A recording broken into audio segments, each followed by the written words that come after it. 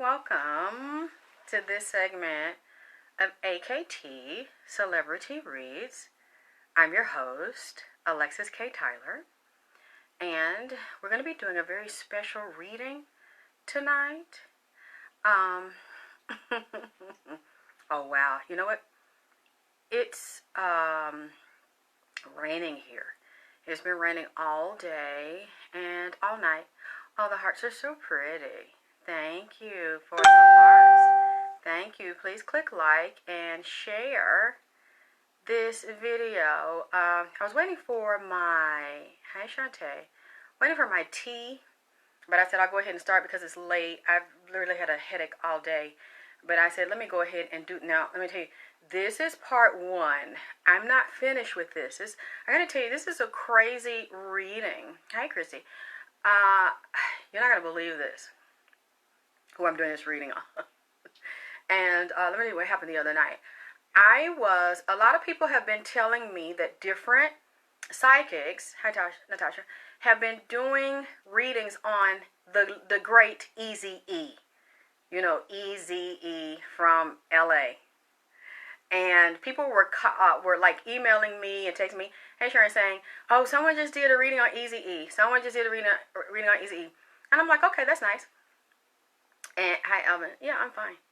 And I was like, okay, that's nice. And then, you know, I would let it go. And they kept bugging me. Someone did a reading on Eazy-E. Different people doing readings on Eazy-E. And I'm like, okay, that's fine. Because I'm thinking, you know, I've got to finish my readings on Nipsey. Oh, thank you, Sharon. You finally, so you love your 24K gold. Thank you, everybody that ordered my Nipsey inspired 24K gold caviar cream for the face, caviar and mink oil, depending on which one you want, the caviar or the mink.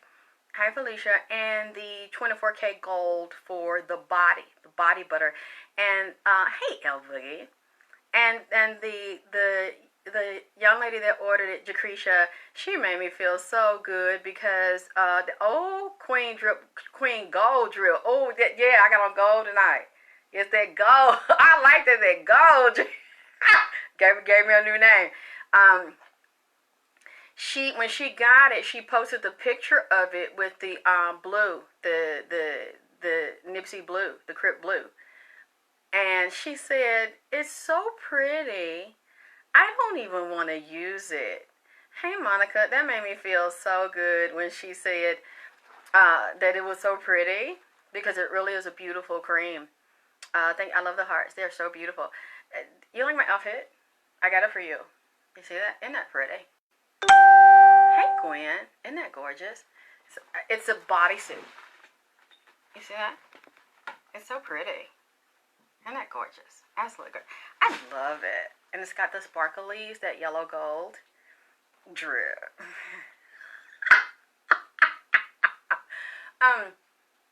I wanted to say one thing, you know, and I know you all tell me not to pay attention to this, but I do. When people come on my YouTube and they like to start shit or just come in where period. Last week, I think I had done the one, and I was so exhausted because, you know, I deal with a lot of psychic attacks and psychic energy and stuff, good and bad, but I deal with that in a lot of heavy entities. And that's right, Monica, rich in color. Yeah, it's beautiful. Very, very royal, very regal. I love it. And somebody said, oh, you're such a liar. All you do, you're tired because you sit up all night and you research. And then after you get your research, you then come on here and pretend that the spirit showed it to you. And you know, right as she said that last Friday, I did it before. I did the reading. If you look at the date of it and you listen, because one of the ladies that's in here is, I think she lives in Indonesia, or near Indonesia. And the last reading I did, go look at it and look at the date. And I mentioned Indonesia and volcanoes and being on the fault line. The spirits were saying there were going to be earthquakes and volcanoes, and they told me Indonesia. And hi, Sonia, they had also shown me the Indonesian death mask. But I didn't mention that on the show, but I wrote it down about the Indonesian death mask. There's going to be problems and death in Indonesia.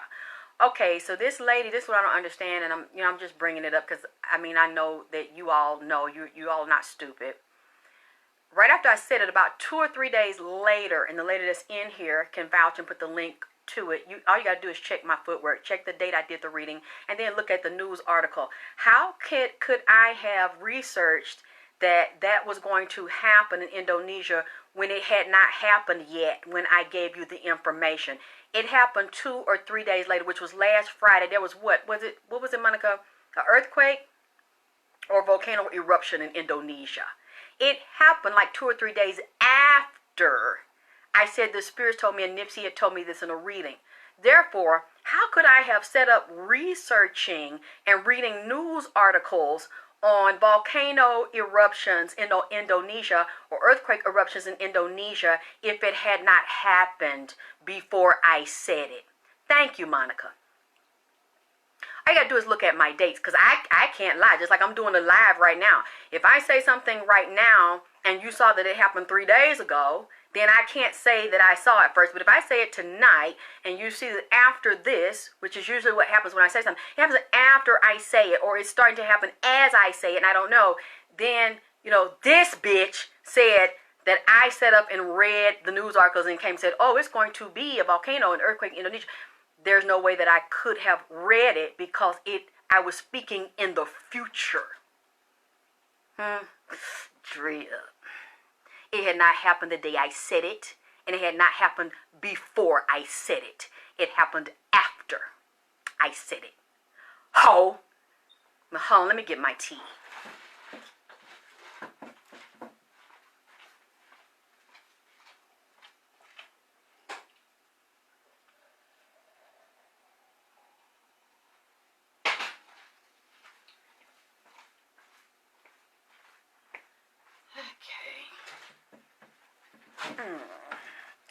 Child, this shit so motherfucking heavy that I'm finna tell y'all, like I said, I'm not finished with it.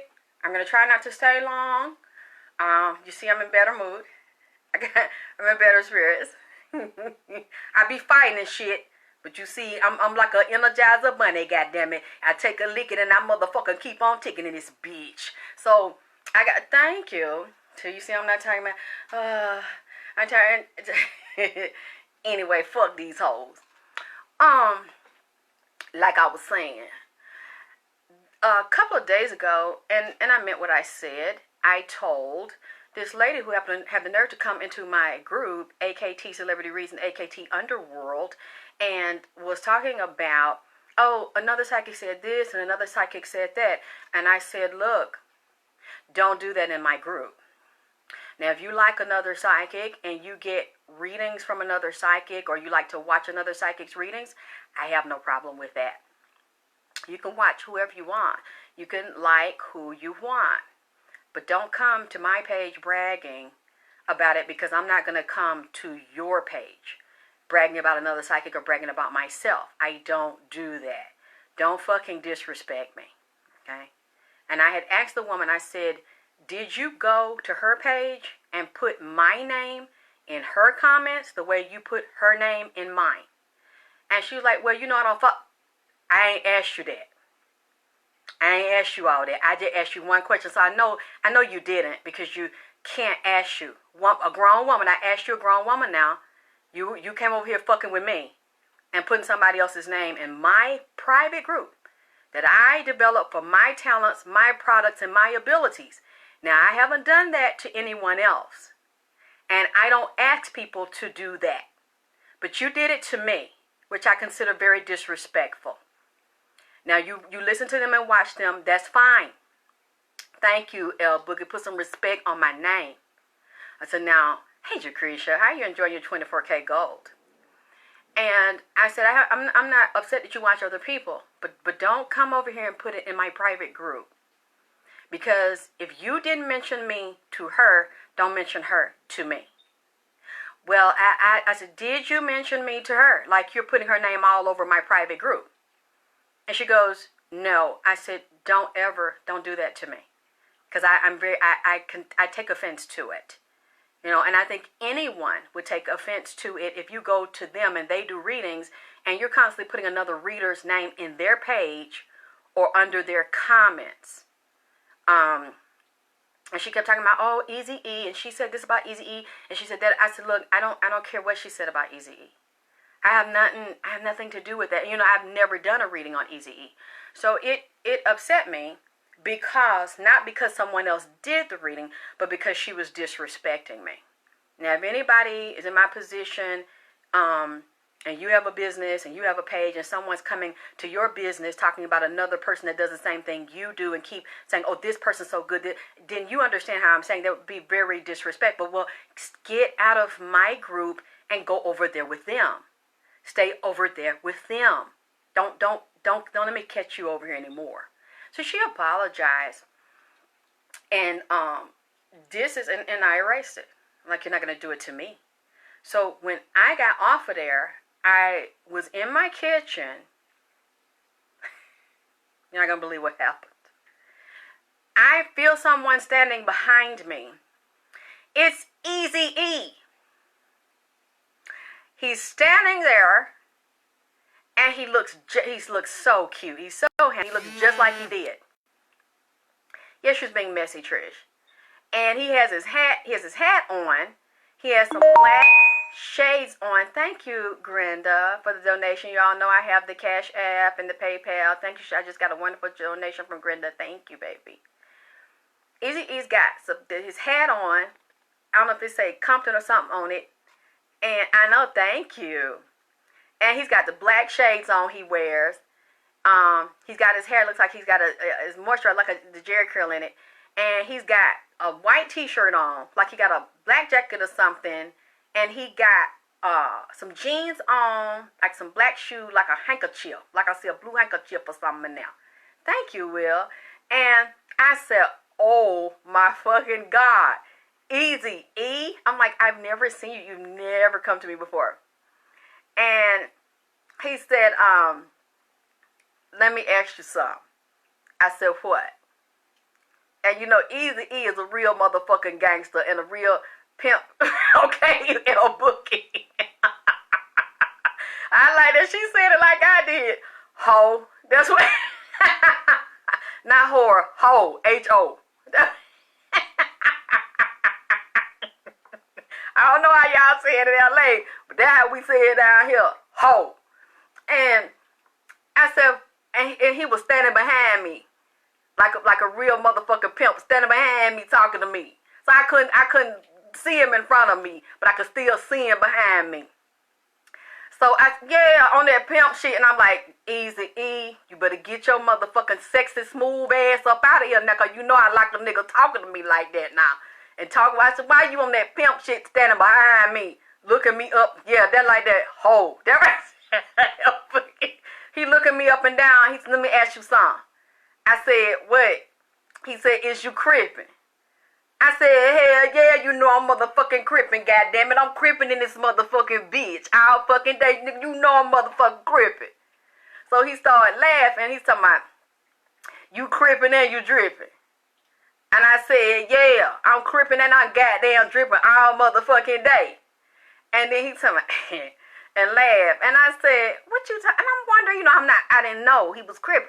I said, why is he asking me, am I crippin'? And he said, yeah, I like that. He said, you know, we said, what that little saying?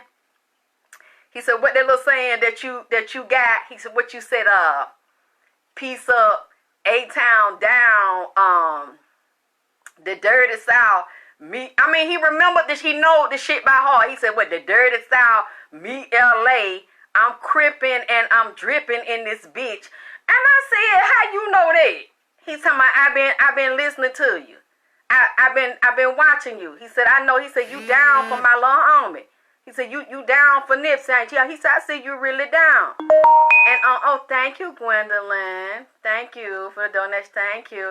And I said, how the hell you know that I'm down for the goddamn little homie? He said, you down for Nipsey. I said, hell yeah. Piece of A-Town down in this bitch. The dirty South meets L.A. Queen dripping this motherfucker. Crippin' and dripping all day in this motherfucker. I keep my goddamn blue rag, bitch. And he said, I want a ring. And I said, what you want a ring from me for? Everybody, LAAT in the house, oh God. Thank you, Raven. Thank you for the donation. She said, oh God. I'm saying, what is, I didn't know. I said, why is he asking me, am I creeping? Am I creeping? I see here in this motherfucker. And then he said, he said, you done got rings from every goddamn baddie. Okay? That crip walking this bitch. y'all got me weighing it. Y'all got me motherfucking throwing it up, goddamn it. And I said, Eazy-E, you got everybody reading you. That's why I don't know why you coming over here. And this lady done came over here upset me talking about you. Hey, Avion, you got this person reading you, that person reading you, and telling me how you just making the goddamn round. Letting all the bitches read you, but you ain't motherfucking came over here. He said, don't get mad at her because she came in your room. He said, I told her to do that. I said, you told her to fuck with me. He said, yeah, because I've been trying to come to you and get you to read me. Okay, oh God. He said, and he said you were ignoring me. Excuse me. He said, I've been trying to get you to read me for months, but you been ignoring me. He said, so I've been watching. I said, damn, I've been reading Nipsey for a year, and you ain't never said that. He said, we've been watching. I said, I said, so goddamn, there's some more y'all motherfuckers been watching. He said, yeah, I just been watching, want to see was you for real. He said, I really want to see was you really down for my little homie? Was you really goddamn creepy? He said, so you wouldn't say nothing to me. He said, so I figured out that you was ignoring me. Ain't he messy as a motherfucker? Oh, you think that's messy, man. You don't want to hear what's coming up next. Oh, it's easy so deep, I don't have it finished. I just want to give y'all part one, because I know y'all want me to come back. I want to tell y'all something. I was working on Nipsey with Firebug. Nipsey fell back for them, because he loved Eazy. I'm finna tell you the other one he love and respect. God damn it, y'all. You ain't gonna believe this motherfucker shit right here. He done fell back, because he want me to do them. Okay, so, he said I started figuring out what was going on. Thank you, Jermaine, for the donation. Thank you so much, baby. Thank y'all. God bless y'all. Thank you. He said, I figured out you weren't going to talk to me unless Nipsey said so. I said, you got that shit right. If you don't tell me it's okay, you'll get ignored like a motherfucker up in this, but you will not get talked to by me. Hey, Ruby. He said, so since I kept going to you and you kept ignoring me and everybody else was reading me, he said, I knew I had to go to Nipsey. He said, so I went to Nipsey and told him that I wanted a reading from you. So then I said, Nipsey told you that it was okay? So I looked. Nipsey was standing in here. And I said, is it okay? Nipsey did that stand. I don't know. Y'all got temper. I don't know what that stand is he do. But how they do their hand and shit, and they stand there, and I said, say no more. I knew that it was okay. And then he said, yeah, he said, I know you creeping. He said, so I'm requesting drill. I want drill. I said, oh, so you want some drill? He said, I want that drill. He said, I'm requesting drill. I said, look, you better take your motherfucking smooth ass out of here with that damn. So let me, you know what? This is what I'm trying to figure out, because this is new to me in a lot of ways. So he grinning, he making me giggle like I'm a little girl, because I was a big fan. I had a crush on Eazy, and I'm just going kick, because he telling me, yeah, I want drip though. I want some. I'm requesting drip, and I was like, okay, Eazy. He told me that's what I want. I want some of that drip. So I'm giggling. A few minutes later, Nip didn't say that. He just stood. He said, you know what, I'm going to let you. He let that go because he loved Eazy. So, we just standing there, and Nipsey's quiet. And I saw he had so much reverence for Eazy-E. And Eazy was like, I see why the women like. He was like, yeah. He said, but I want drip dog. I want that. He said, I requested. I went to Nipsey, I requested drip since I know you crib. I said, all right. So, this is weird. And I got to find somebody to explain to me that, hey, Ginger, what's going on? Because, this is new to me, speaking to the people that lost the first body, that are physically dead, but then are in the second body and still functioning, living, moving, breathing. They can hear. Oh, Jesus. A few minutes later, this bitch come in. Here I go, another light-skinned bitch done attack me. I thought it was a white woman. She come in, she real light-skinned. She says, oh, hell no. Oh, hell no, you ain't reading him without me. I said, what the fuck? What is going on? She said, you're not reading my man without me being present. And I said, oh, Lord. I said, wait a minute. I know Eazy-E wife is over here. She like, I said, wait a minute, she didn't die. I said, she's still physically alive. I said, I wonder, did he meet a woman on the other side and done hooked up with a woman all these years, been with this woman? I said, everything was fine. And she come in, she said, I don't want you reading him by himself because we have been watching you over there. And she must have physically passed on. But she's very jealous and territorial and very possessive of him. So she's like, no, because we saw you. I said, wait a minute, you all see us? She said, we see everything. We know everything. I said, so you watch my readings? She's like, yeah, it's a group of us. I said, how the fuck? I said, so how did you know? She was like, you don't need to know how I know. Don't worry about how I know. She's like, you read people or you read men that come to you and then they act like they don't want to go home, and she's like, it's just your way and I don't like your way. And I was like, what did I do? I helped them. She was like, no, it's not just that. She's just like, it's something about you. It's something about your energy. And she's like, when you help people and you're doing that healing and the men feel very comfortable with you. But I'm like, shit, I read women the same way. I read dogs the same way. I treat everybody with, I said, maybe it's just my southern hospitality that they like. She was like, She's like, yeah, and I saw those readings. She said, I started with the first one you did with Nipsey. And she said it was a group of us watched the first one, and we watched the ones up from there. She said, and that little shit you did, she said, like when Nipsey comes in as a little boy, she said when he's little Ermias and he's different ages, and you were up, talking about you were on your bed, and you're going to tap your bed, talking about where you've been, little Ermias, pretty little boy, come get up here in the bed and lay down and talk to me. She's like, you tap that bed 3 times. She's talking about you doing healing. She said, you won't tap your hand on my damn nigga. I said, I can't tap my hand on the nigga until the nigga get in the bed. I said, actually, I want the Eazy-E to spend the night so that I could look at his body and see what happened to him and do some healing. She said, oh, hell no. Oh, hell no. My nigga ain't spending the night down here. You not going to tap your damn hand and tell him to get up on the bed. No, I don't think so. I said, I can't tap my hand. You ain't tapping your goddamn hand on my nigga. She said, if he stay, spend the night, I'm goddamn spending the night. Whatever you got to say to my nigga about, you can say the goddamn shit in front of me. She said, nah. Because you know what I'm saying, you not finna, And she was standing behind me with him. So I look at Eazy, and he's standing with his shades on, talking about, I look at Nipsey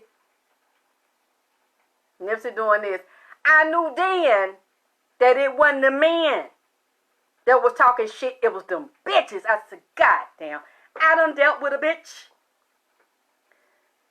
and a nigga on the damn Passover week trying to kill my ass. Then I done recover. I thought I was all right.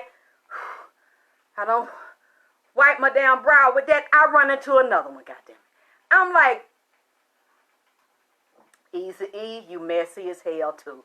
I see that now. Why you didn't tell me that you had a bitch that was going to follow you over here and harass me? It's to the point now that I say, y'all, I'm trying to get the information. I seen him so clear. This was, a couple of nights ago. It's to the point now I don't even see the nigga in my house. I was looking for, I said, either, you know what? I want to talk to you. I want to look at your body and stuff. And I want to see when. Shell, you know what? I like the way you described that. She said, how you got smoke on the other side? But had I said I was dripping, I wanted all the goddamn smoke. These bitches is bringing the smoke.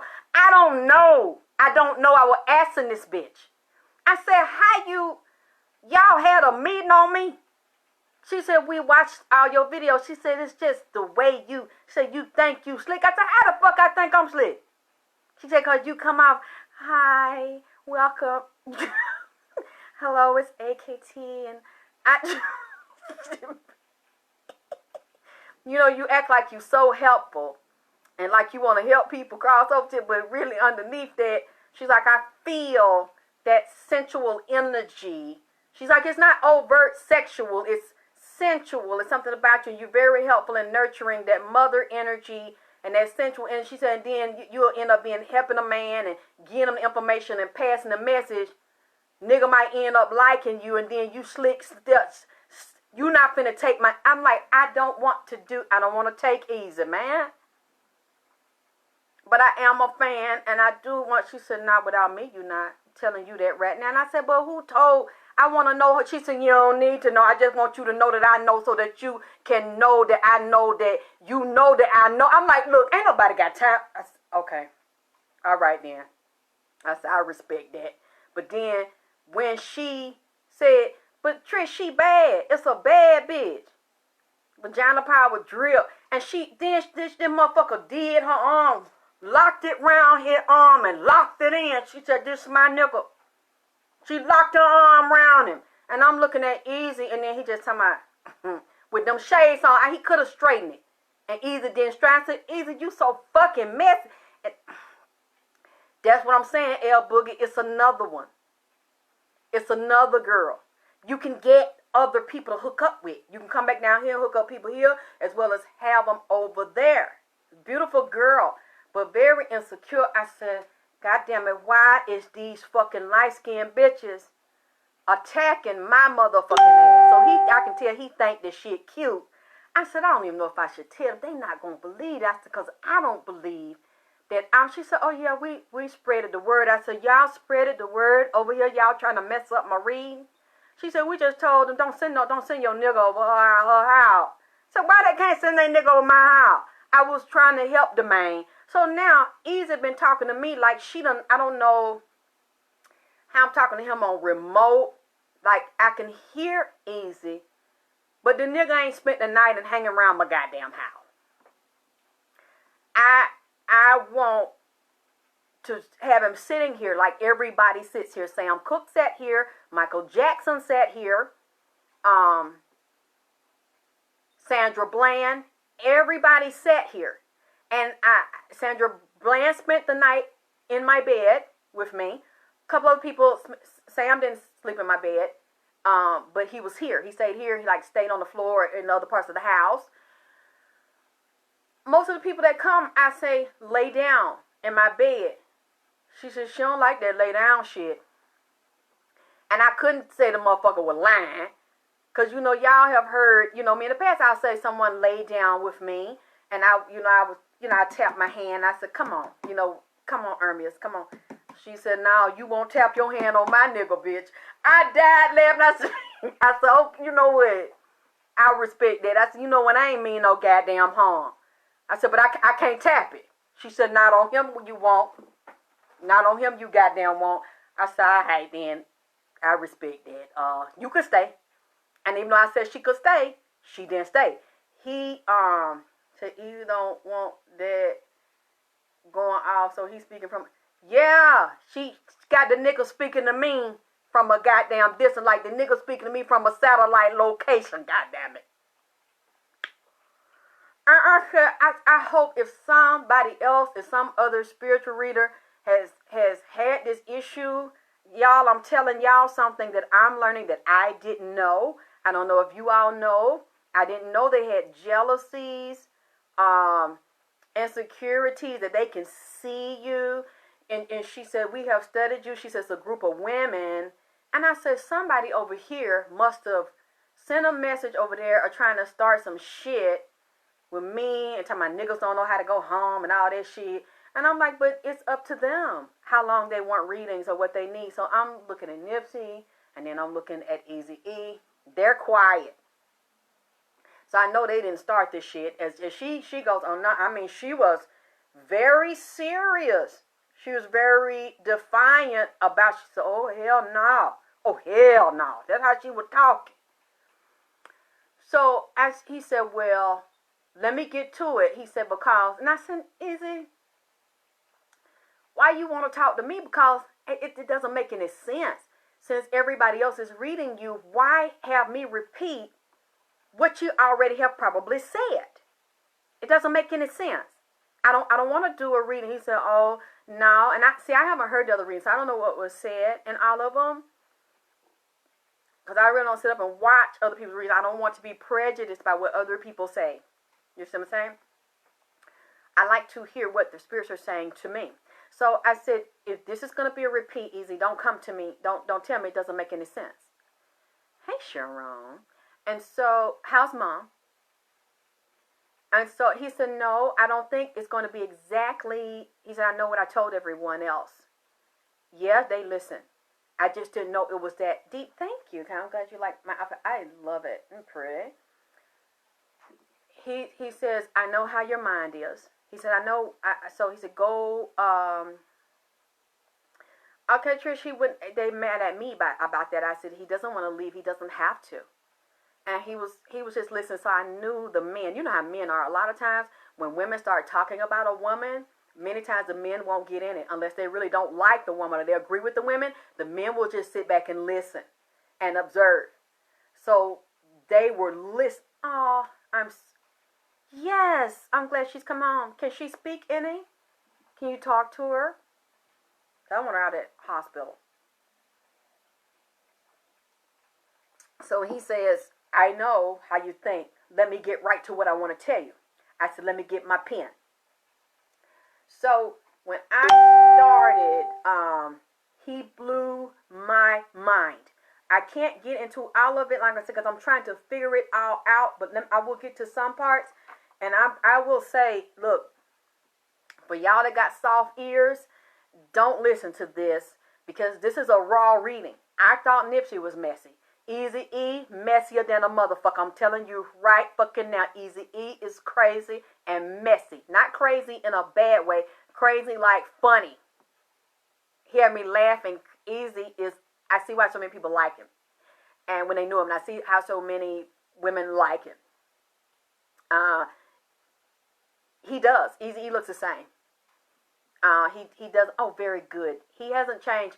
And it's something very soft when he wants to be. Eazy can be very soft and very sensual. I see why a lot of women liked him. All the stuff he was talking on the raps, Eazy was not always like that, especially with women that he liked. He was a gentleman, very sweet, very kind, very compassionate. He just didn't show that.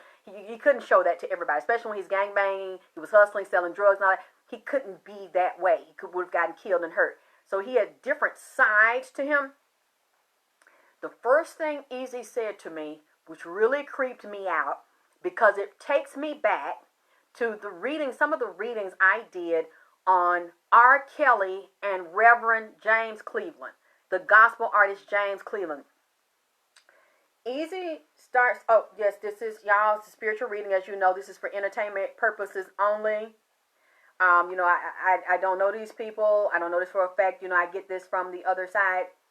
I get this from the spirit. And another thing I noticed, Eazy-E was born September 7th, 1963. Physically died March 26th, 1995. Nipsey physically died March 31st, 2019. They died in the same month. There's different year, only a few days different. Did you realize that?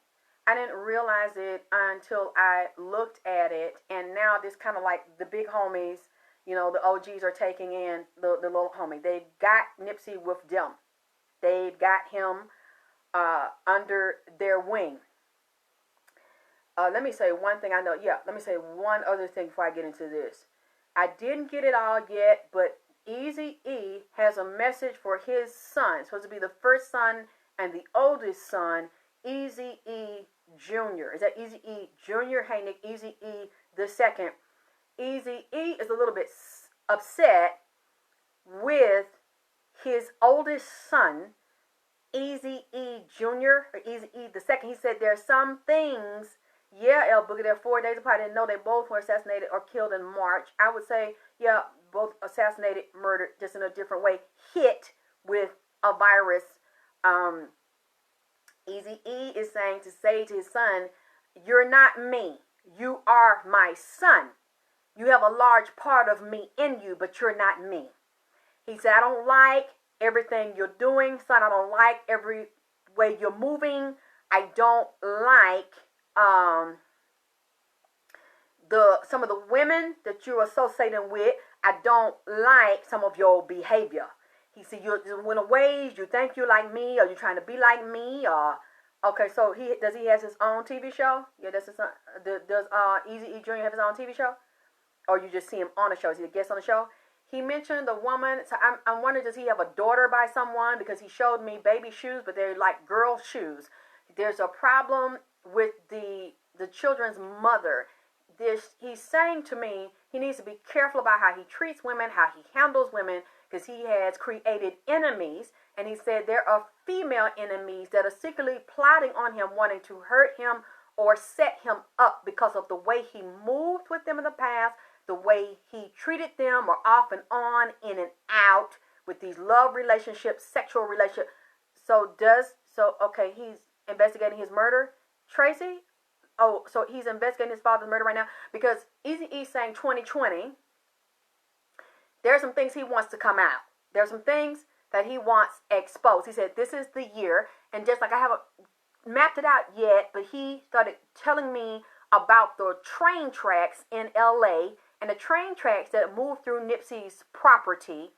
He said he knew about them, and he said how they did this to sabotage him, and going even back to the Moors and back to the Black Indians. He's saying that there are going to be pitfalls in that railroad track, and how they set that up to annihilate Nipsey. He said they've always done that and killed and enslaved our ancestors to get that property from the very beginning, and that's who it originally belongs to. He's just going to revert back to that before this is over.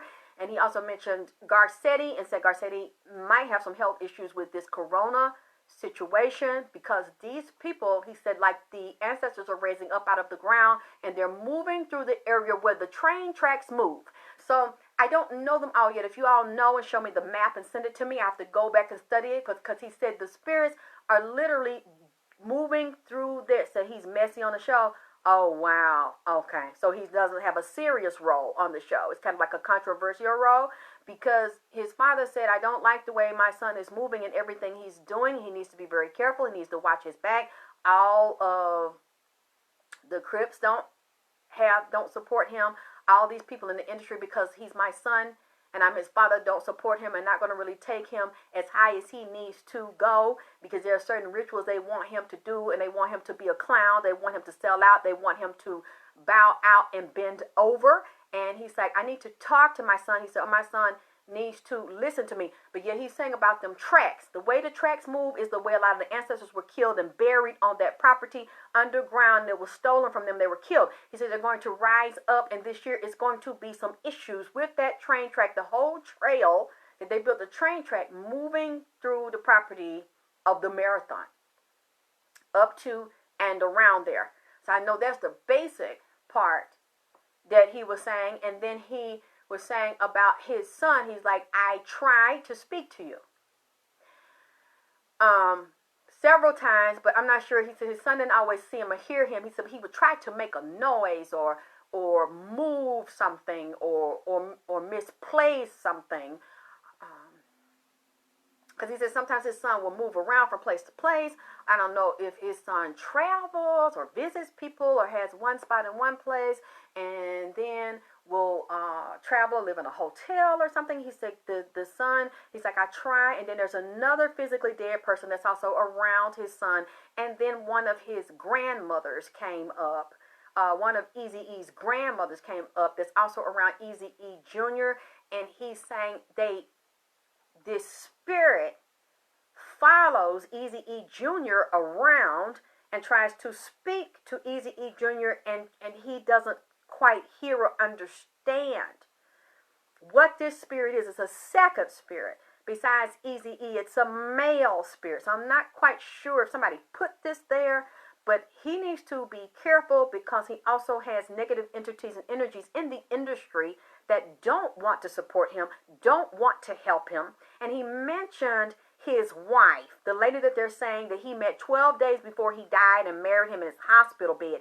Eazy-E said that he has a problem with his wife and that the son needs to watch the wife because the wife aligned with powerful people in the record industry that helped her secure his rights in his company and the publishing. So I'm wondering, who owns Eazy-E's publishing?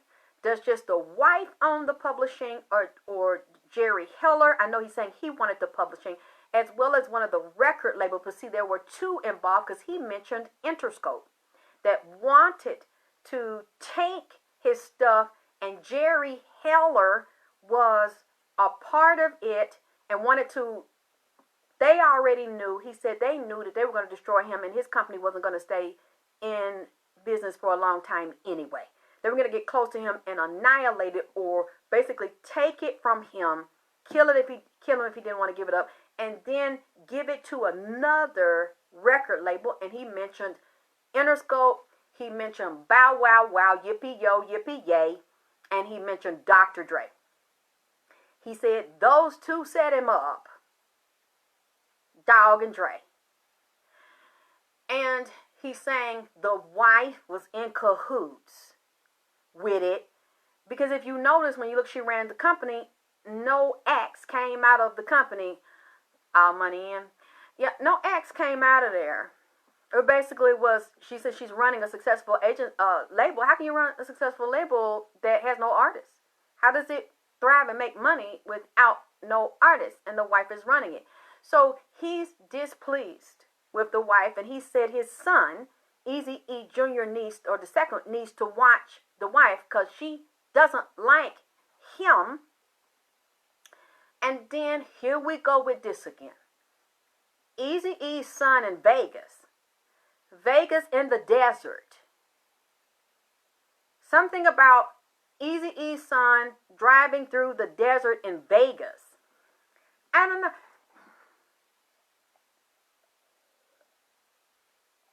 You know how Nipsey keeps talking about Vegas, going to the desert, only artist was Bone Thugs. Yes, Patricia, there could have been more artists. And she really promoted and really wanted to keep her son's legacy alive. Her husband, legacy alive. And I think she was pregnant at the time of his death. So did she have one child, two children? Does she have a daughter and a son by him?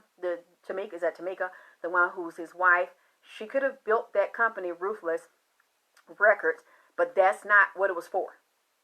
She does not have artists. You can correct me if I'm wrong. I don't see any artists that have come out of Ruthless Records that she owns. So I don't know how she makes her money. This was designed to be this way. Okay?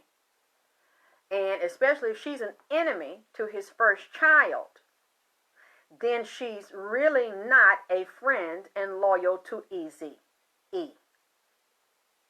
Okay? So I had to put that little bit I know out there to the son. He said sometimes the son is a little bit frivolous and a little bit careless. So I don't know if he feels like he has it made because that's his father and everybody, loves him and has his back, but they don't. There's some jealousy towards him. There's some competition towards him. And there are some people that do not want to help him revive his father or get to the level that his father was and even exceed that and beyond. And then him and his father has a different kind of energy. But at the same, I have to watch him. I've never seen him perform. I don't know what he does. I don't know if he raps, produces, whatever. I have to see. But at the same time, he has the energy of his father. So you have to watch the energy of your ancestors the way they lived and the way they were physically killed. If they were killed or if they died naturally or peacefully. And we know, I have company. We know he was murdered. When I checked several times and I looked at his body from what I could, since you wouldn't let him stay here, I didn't see that his rectum or anus had been tampered with. He was not a homosexual. That is not how he contracted the HIV virus. He was not gay. I did not see any man ever penetrate him, and I did not ever see him penetrate a man or have a man perform oral sex, nothing like that on him, or him perform oral sex on nobody. Now, you know I will say it. I don't see that Eazy-E was ever gay. I don't see that he was bisexual. Don't see it. I have looked past few days since he's been here. No, he like women, pussy. He loves women. That was also his problem. Because some of them wanted to take him down. He had enemies and he had a lot of jealousy towards him. And it's a lot of twisted shit here that he started telling me. But he mentioned them three. Jerry Heller, who was supposed to be a partner with him, with Ruthless, Dre, and Dog. He said them two turned on him and hurt him real bad. He did mention what his name a little bit. What his name? The other one, Cube. They fell out, but he didn't focus on Cube as hard as he focused on Dre and he focused on Dog. He said Snoop Dogg and Dre double team him. I don't know what that means. And I say, so did you get this from having sex with a woman? And I look, he did not. I'm going to go back and look. I could be wrong. He did not get, Eazy-E did not, from what I could see in the spirit, he did not contract HIV and AIDS from having sex with a woman or having sex with a man. He did not. From what he told me, he did get it. Let's say, when I looked at the woman, he got it from a man who, not through sex, but who set him up to get shot up. Why? He said because of contract disputes. Yes, Brenda, but it was before we went to the doctor. This man told me, yep, that's Natasha, that is true. He was infected with 2 strains of HIV virus. He was infected with an African strain that they were making in an African lab and shooting up in monkeys. He had that real ninja virus. You know, that African strain is what that HIV-1 and the HIV-2, that sub-Saharan strain, that goddamn real ninja, to take a motherfucker out quick. And then he was infected with the other strain, the U.S. strain. He told me they were mad at him about contract. Yes, he had had a physical before he died. Okay, that's when they put the icing on the shit. When he went to the doctor to get the physical, he said he already had 1 strain in him. So literally, when they was examining him, if they put another one in, they was also checking the one that was there. Because he told me they was experimenting with monkeys. The monkey came in here, goddammit. You know them monkeys like me. The goddamn monkey king. That what they call niggers, monkeys, and make fun. Actually, don't bother me. I'm honored. Because that monkey king is the monkey god. There's the first one that Bruce Lee brought in here with Nipsey. You can look it up. In Asia, there's a monkey god. He knows all, past, present, and future. This one told me one of the monkeys had visited the monkey city. What they have, that city over there, is in Liberia, Monkey Island. Some of them monkeys, and you know them people from New York, had them monkeys over there on Monkey Island in Liberia, was shooting them up. He say he would be the person to tell me about the co-virus. Why? Because I told you all that co-virus had some goddamn HIV in that motherfucker. H1N1, also part of that SARS. And then that bovine.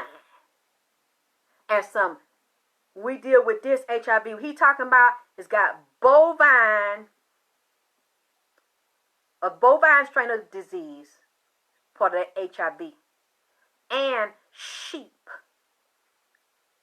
part of a sheep virus, sheep disease, along with, they say they had the Monkey Island because they were trying to deal with hepatitis, trying to cure it. And I said, well, maybe I'm getting the wrong thing because he died,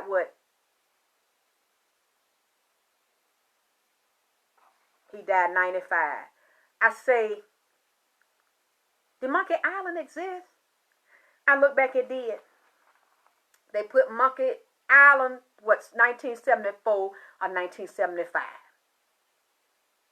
He said it got the bovine virus in that HIV strain they gave him, the sheep virus in that strain. It's also a part of the polio vaccine. When they start getting out the polio vaccine, especially to them African children in Africa and getting out over here, okay, there are secret envelopes in them vaccines that over time will open up and make you susceptible to cancer and HIV is a form of cancer. He said, first thing he told me, he said, President Nixon, he said, Fort Detrick, the military base, Fort Detrick, is that Maryland? He said they created it there. He said the military was a part of creating the HIV strain. And I Googled it, Fort Detrick HIV. It come up, but they try to say it's not real. They said that's a hoax. No, that man told me that shit. I said it's a Fort Detrick, the U.S. military. Google Fort Detrick. That's what Eazy-E said to me. And I said, what about President Nixon? He said this started with President Nixon.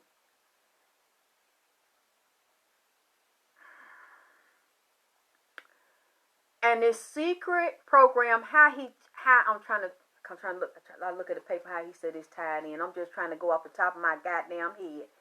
He said they start with these secret child sacrifice and child trafficking rituals that go up to the White House,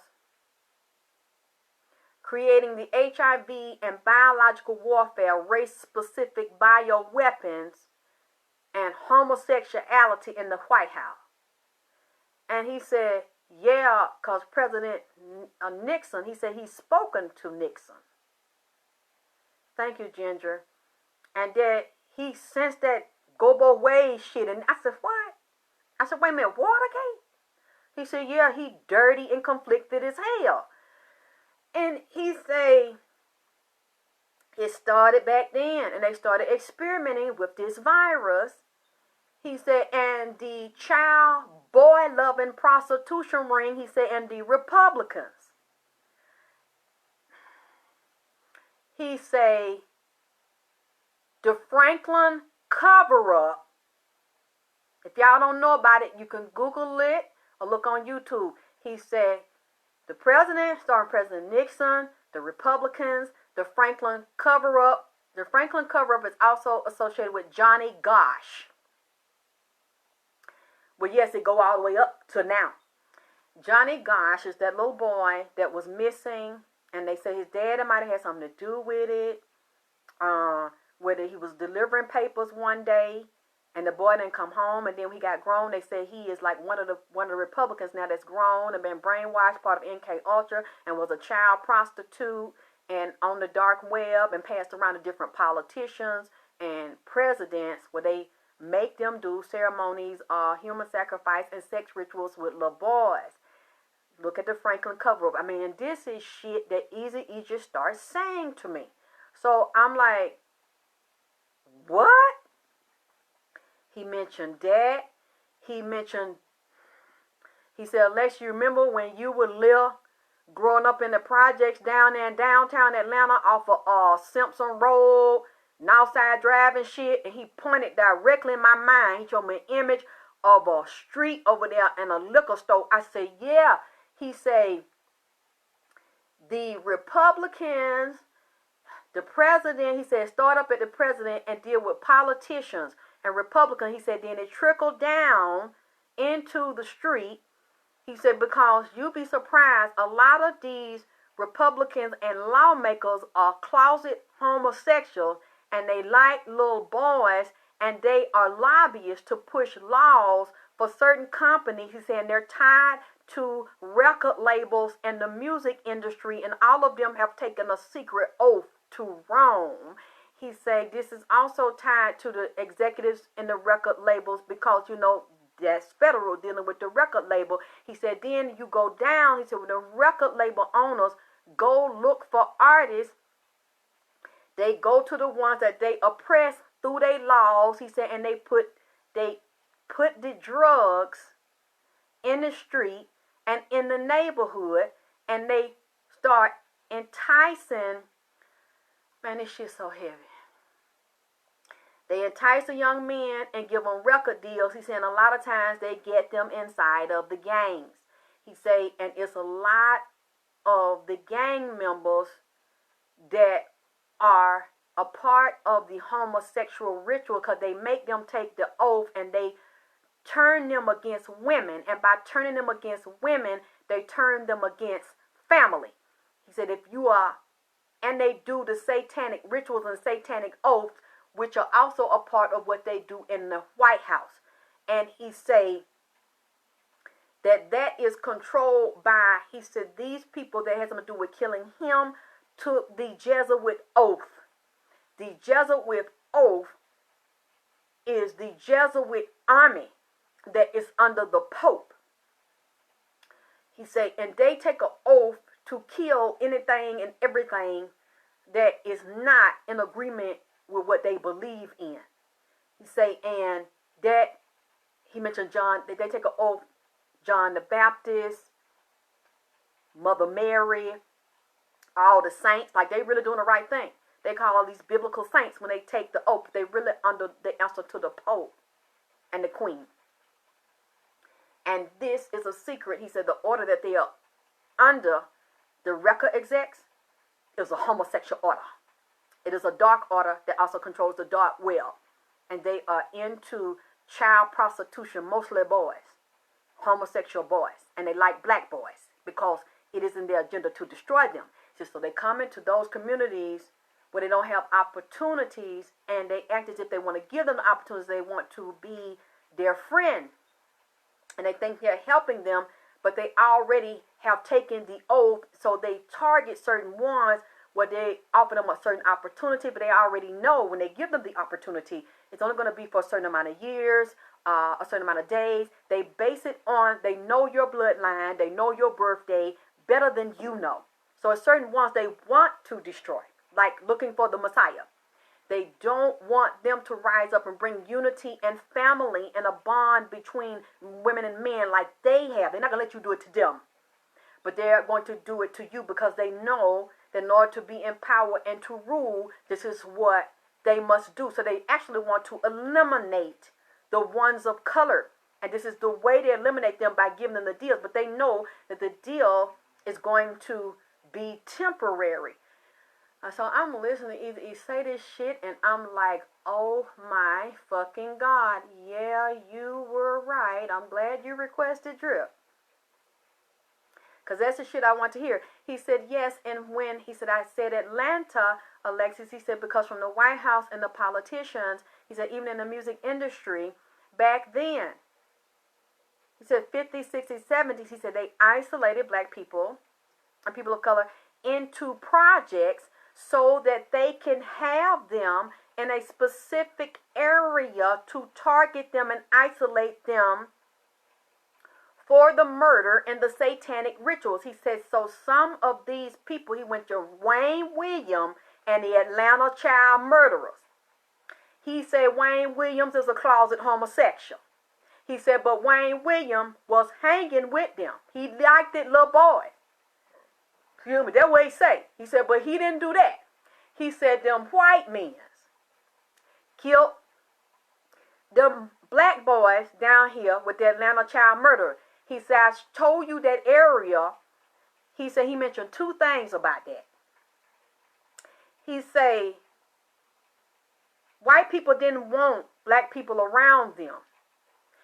He said, because they knew that in order for them to be empowered, not all white people, but the racist ones that hate people of color, they would have to, based on the agreement they made with Satan, because Satan is over this reading, straight satanic.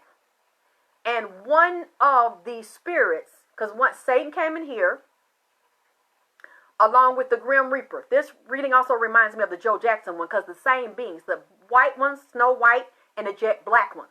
The black and white checkerboard floor came up. This is straight satanic, high up satanic.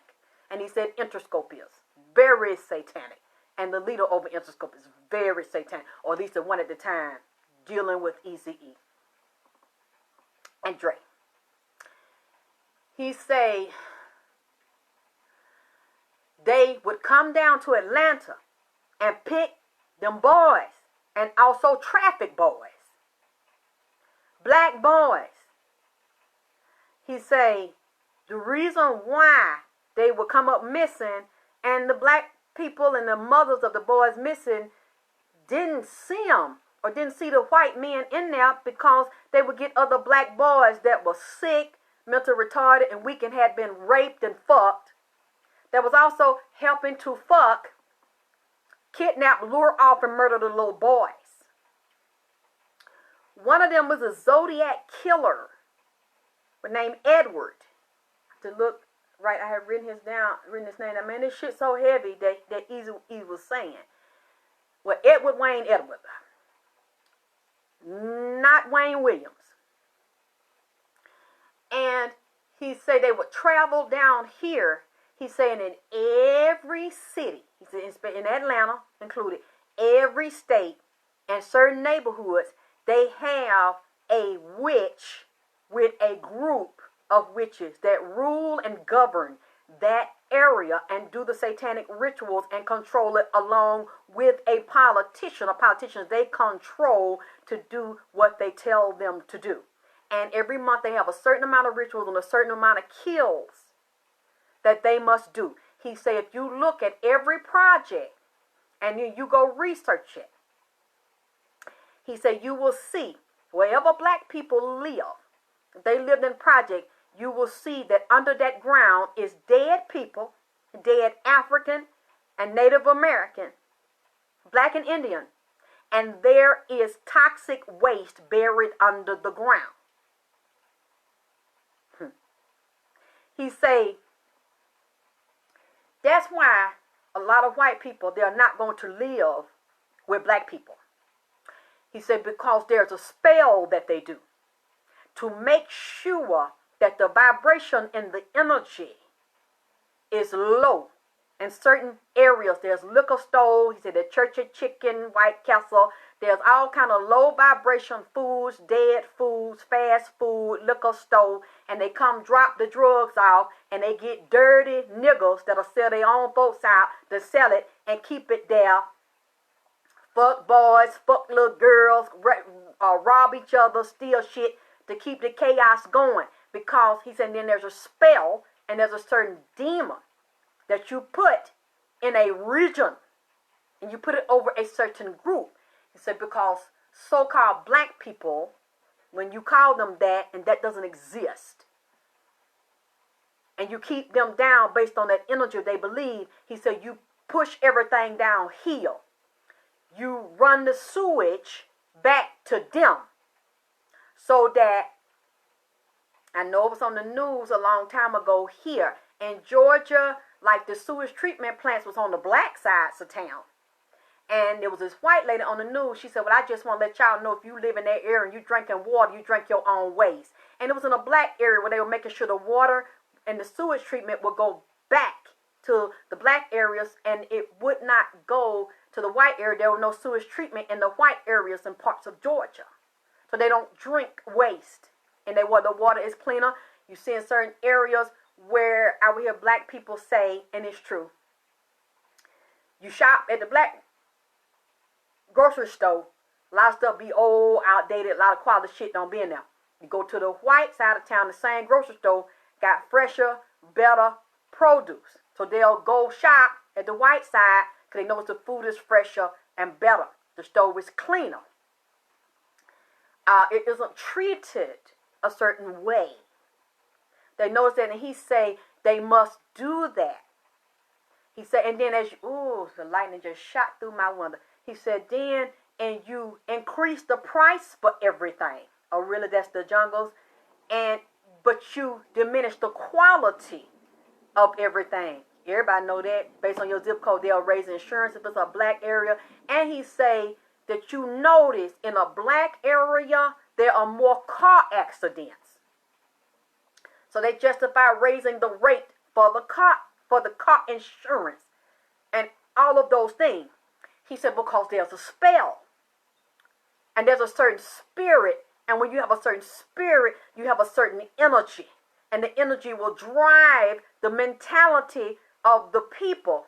And as you drive it and you connect the consciousness of it, then it continues to go higher and stronger, and it binds based on the energy of that particular group. And then if you shoot them with a certain vaccine, which is a virus, then the virus starts to communicate with each other. So that like attract like, and it replicates itself. Because like I told you, the virus was a family. And it wants to live and survive. So it starts to co-create, make the people have sex, to copulate. Just like there are parts of a man's sperm, the semen, that have different cells in the semen that have a positive charge, and the HIV has a negative charge. So as a result, they attract each other. Yeah.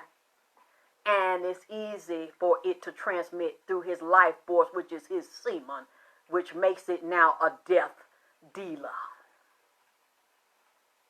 So he say that's why when they put black people in a certain area, they release that energy out, and it will start to kill the people. It will keep them suppressed.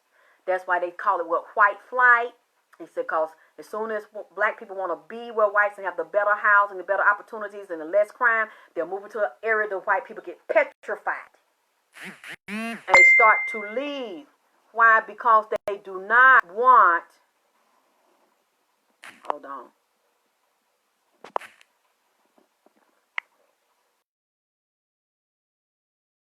To close this. Oh boy. Continue. I'm sorry. Somebody sent a message and I'm trying to, it messed up my message. Hold on. I'm trying to switch this back around. Okay, there we go. I'm sorry. I hate when people try to send me messages during my lives. They'll run because they know what they've done and how they've crossed up the energy, and they don't want the curse to flip back on them. So he's saying whenever they create a black community, especially low income, they know it's like 4 points: north, south, east, and west. On certain points, there must be a dead body of the energy of the people that are there, the bloodline underneath the property. and a lot of times you don't know it's there, or it's an ancestral African Native American burial ground, which a lot of black people, so-called black people, also have the Native American energy, and we know a lot of the so-called black people were already here. They're indigenous to the land. They don't want you to know that, so they know they use that energy against the people because the people don't know who they are. And then he says it's based on well, till the end when people do something about it. Other than that, it's not. So if you're waiting for something to happen, you're just sitting and waiting, it's not going to happen. Because they don't wait. They do what they have to do to keep their people ahead because they know that they only have a certain amount of time. So if you're one of those, then I'm sorry, you're not going to get what you want. Life doesn't work that way. You just wait for justice because there's injustice. That it's not going to happen like that. Sorry. Because they use the energies and the entities available to them. They take yours and use them against you. And ignorance of the law is no excuse. So if they choose to use the entities and you don't use them and you don't know, then you're still going to get your ass kicked. That's just the way that it is. Things will balance out over time, but there are a lot of losses because you choose not to know. And then when you know, a lot of people are too afraid to do something about it because you feel helpless because you're just one person.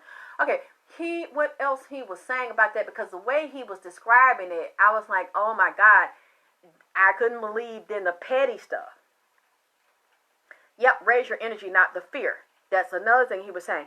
He's saying he mentioned the Willie Lynch letter.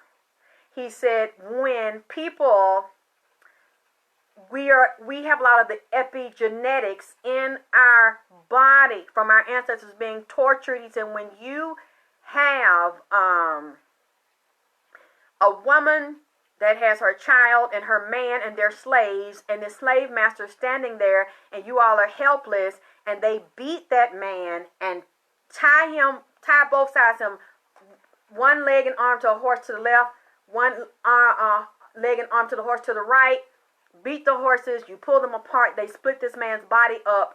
The woman is so traumatized, and even though the baby's small, the baby's seeing it in his mind, she becomes afraid and petrified for herself, for her life, and for her son in the future. So a lot of times she feminizes the son because she doesn't want him to go out into the world and have that done to him.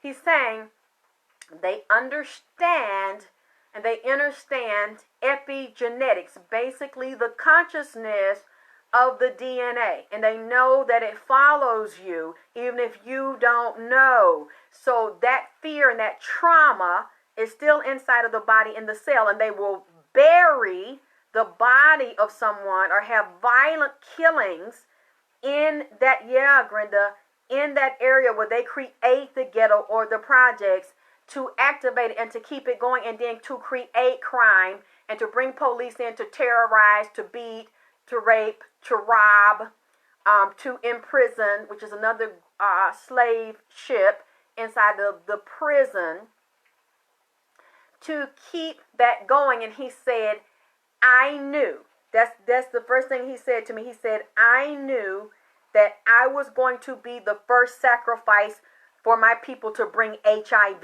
in. He said, because of the fear and the trauma of it. He said, when Jerry Heller took him to the White House, to the Republican White House, he said that was kind of the beginning of the end for him. He said because, like Eazy-E was saying, they didn't know he was black and brought him up, and a rapper. He had contributed with $1,500. He said, well, for $1 million of publicity, he only paid $1,500. When Jerry Heller went there, Jerry Heller is a part of the order. And Jerry Heller, he said, was also a part of the secret group of boy lovers. He said, basically, Jerry Heller is Paw Paw. Paw Paw fucks them all. Young, tall, big, and small. Jerry Heller like fat booties, big dicks, and nuts. He like them slim thick. He like a slim thick nigga with a fat ass and a big dick. Jerry Heller is a closet homosexual.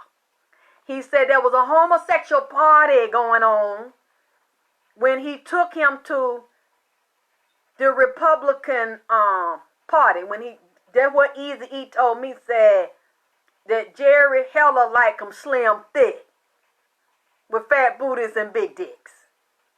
And I said, Easy, you came to me with this bullshit. You want me to repeat this goddamn shit. Easy, you messier than a motherfucker. I said, I didn't hear all the other readers. I don't know if y'all heard any other readers on him. Did he say some shit like this to the other readers? Because I don't know. And he said, yeah, Jerry Heller was up there and had made a deal to get me up there in the arrangement. He said it's a whole ring of boy lovers up there. And, I'm going to get to that L Boogie. I told you he messy. And he said, that's what was going on. He said, that's a part of the Republican Party. What I told you, he said, and the Franklin cover up with them Republicans and them politicians. He said, and a part of them is California politicians, California record executive, and police that hid that underground boy trafficking. And I said, so Jerry Heller was fucking some of the gang members and some of the people in the record industry? He said, yeah. He said he was getting high. Said Jerry Heller get high. And say he get real excited when them young black boys come in there. Say he like them dark. He like them with a tan on them. And like them walking around with their booty out. Say he like them with their booty sitting up high and round. With their dicks hanging down. And he laughing. And say, sometimes he like all the dirt. That's why I know. Really good, because I don't know. And I'm just like, but I can't believe that this man, it got me wanting to say this stuff. Because I don't know nobody out there. I said, Lord have mercy. Ooh, Jesus, I hope these people from LA don't want to whoop my ass behind this shit this man is saying. I think I hear him say the goddamn shit, even though they were trying to cock block. He giggling now. I can see him a little bit now. Eazy-E messy and silly. He can be silly too. He laughing. And he talking about, tell it, speak on it. And he said sometimes Jerry Heller, he kind of like to dress up a little bit, look like a clown really by the head. He's an ugly bitch if you going to put that lipstick on. He look like an ugly old bitch. And say he like some of them black boys to wear thong. Say they be like in a party where the boys served, like young boys, serve them like they drinks and stuff and be snorting that powder. And look like he said Jerry Heller sometimes had smoked that crack. Ooh. So when them boys get yeah. See them big black dicks, get excited when you see them pretty young black boys walking around there. Actually, said be private house party, like little group parties, them white men's. And they do drugs and get high.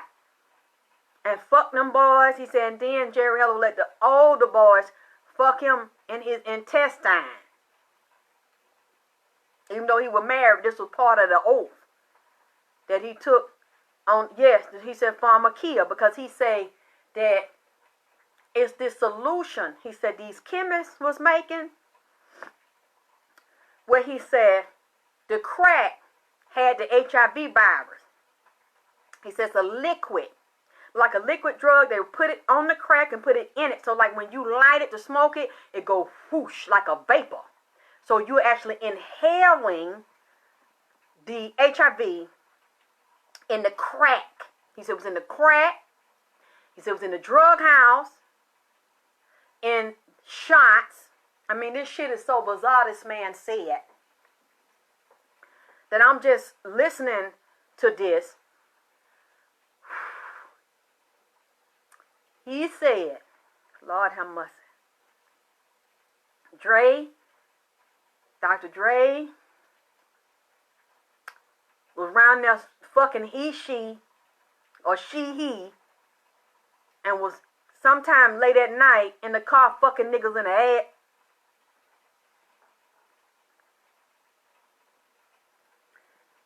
Getting fucked all in the ass to say he versatile. And say, boy, he can suck a mean dick. Say, Suck it long time. Long dick. Stiff Peter. Stiff Peter thing. You know what? Eazy-E dirty as hell. Said, Dre take it long down time. Down here.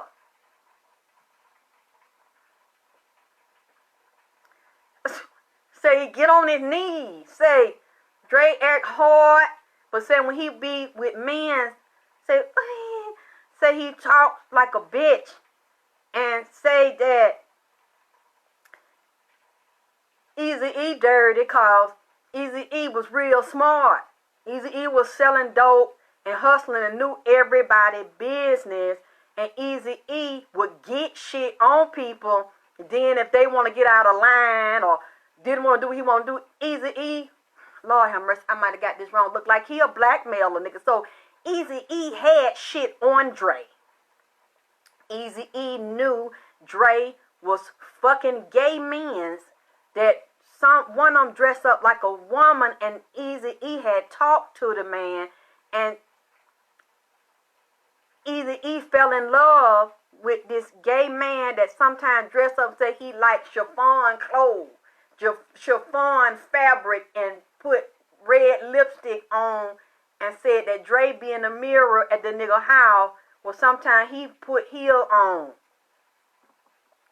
And said that Dre would get real frustrated and mad and angry and like don't want to lash out. And that's why he go whoop Miss Chalet ass, because inside he want to be a woman. And he look in the mirror and feel like a natural woman in the inside, so he could suck a dick better than a woman. Well, actually, he can take about take one in their mouth, jacking, and taking the other one up his ass at the same, like do a group. Like, he like, Eazy-E, you dirty for this. Oh, you dirty for this. Said that he done had group sex with men, and Eazy-E had some evidence of the shit. Eazy-E sit up in a black man. Lord God. Maybe I am getting this wrong, but Eazy-E will have shit on people. And Dre wanted to do something to Eazy-E because he knew that Eazy was messy like that.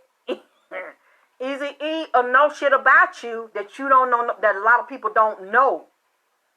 And he knew that Dre was sneaking around fucking men and getting fucked and fell in love with this gay man, but he don't like no transsexual.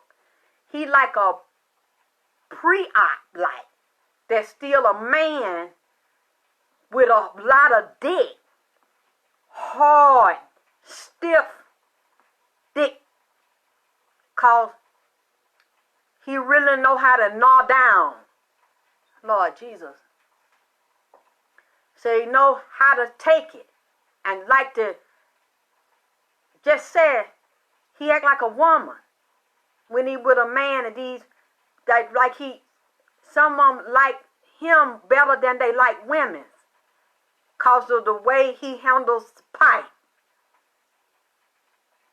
So he really catered to his men. Y'all, the laughing emoji stuff got to stop. See, that's what I'm talking.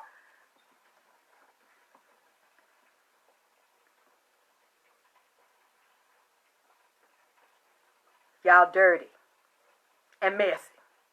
I really didn't want to come on here with this.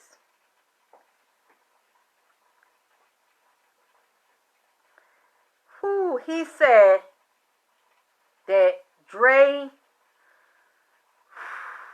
negotiate his asshole for a record deal.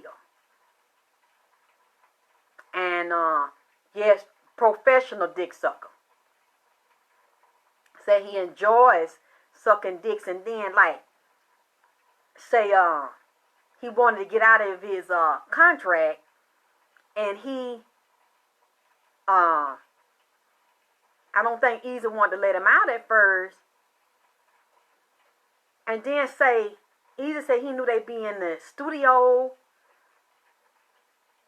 And then Dre, like, said that Dre, a lot of time was worse than the female groupies. Said Dre was around there sucking a lot of dick. And fucking niggas in the studio and getting high. Opening his ass for niggas. Like dope. He say his ass like a open door. Like you open it, the wind come in and out of it. Like it's just open like.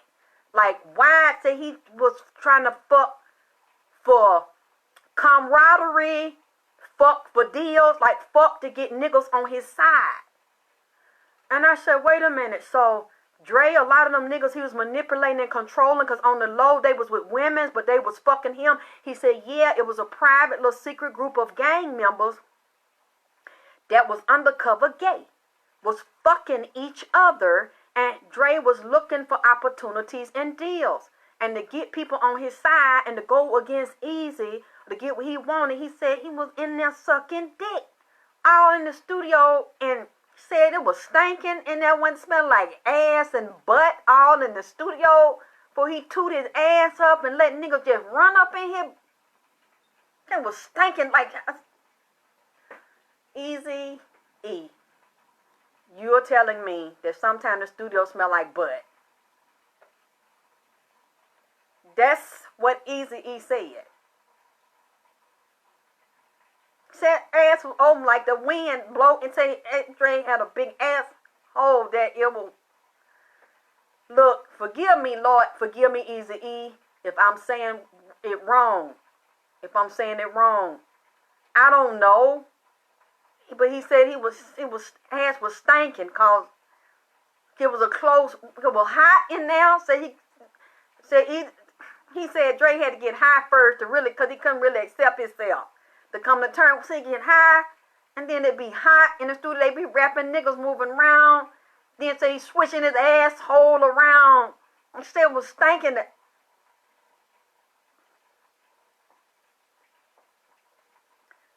I just felt, you know what? I hope y'all. I don't know why Eazy would come over here and do that dirty shit and tell me to say that shit.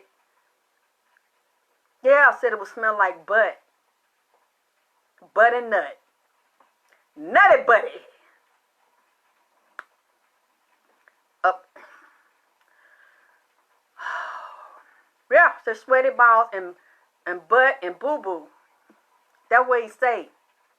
Said, oh, Jesus, Lord, I'm so sorry for saying this stuff.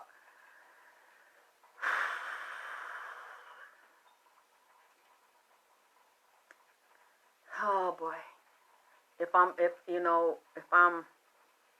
yeah, ding, ding, dong, ding, da, ding, ding, ding, dong. That's, you know what, let me drink me some Bacardi.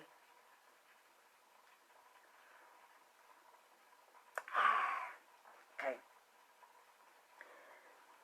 He say, Dre went behind his back and made a deal. He said, I need you to get him up off of me. That's what he said. He wanted them because he was scared. Now you see, big at damn Dre, I don't know how tall he is, and Lil at damn Eazy-E, he was scared of Eazy-E because, Eazy-E pop. And then Eazy-E had motherfuckers or do something to a motherfucker because Eazy-E didn't play that shit. And then Eazy-E is also showing gang activities and gang territory, like gang disputes. Some people didn't like Eazy-E in gang and street territory. And you know what? I don't know that's what he said. It smelled kind of like butt and boo-boo and nut. That we said in there. He said that a lot of people knew. And they didn't say nothing. And Eazy is the kind to keep a file on your motherfucking ass. So it's like, oh, so now you think you want to fuck over me?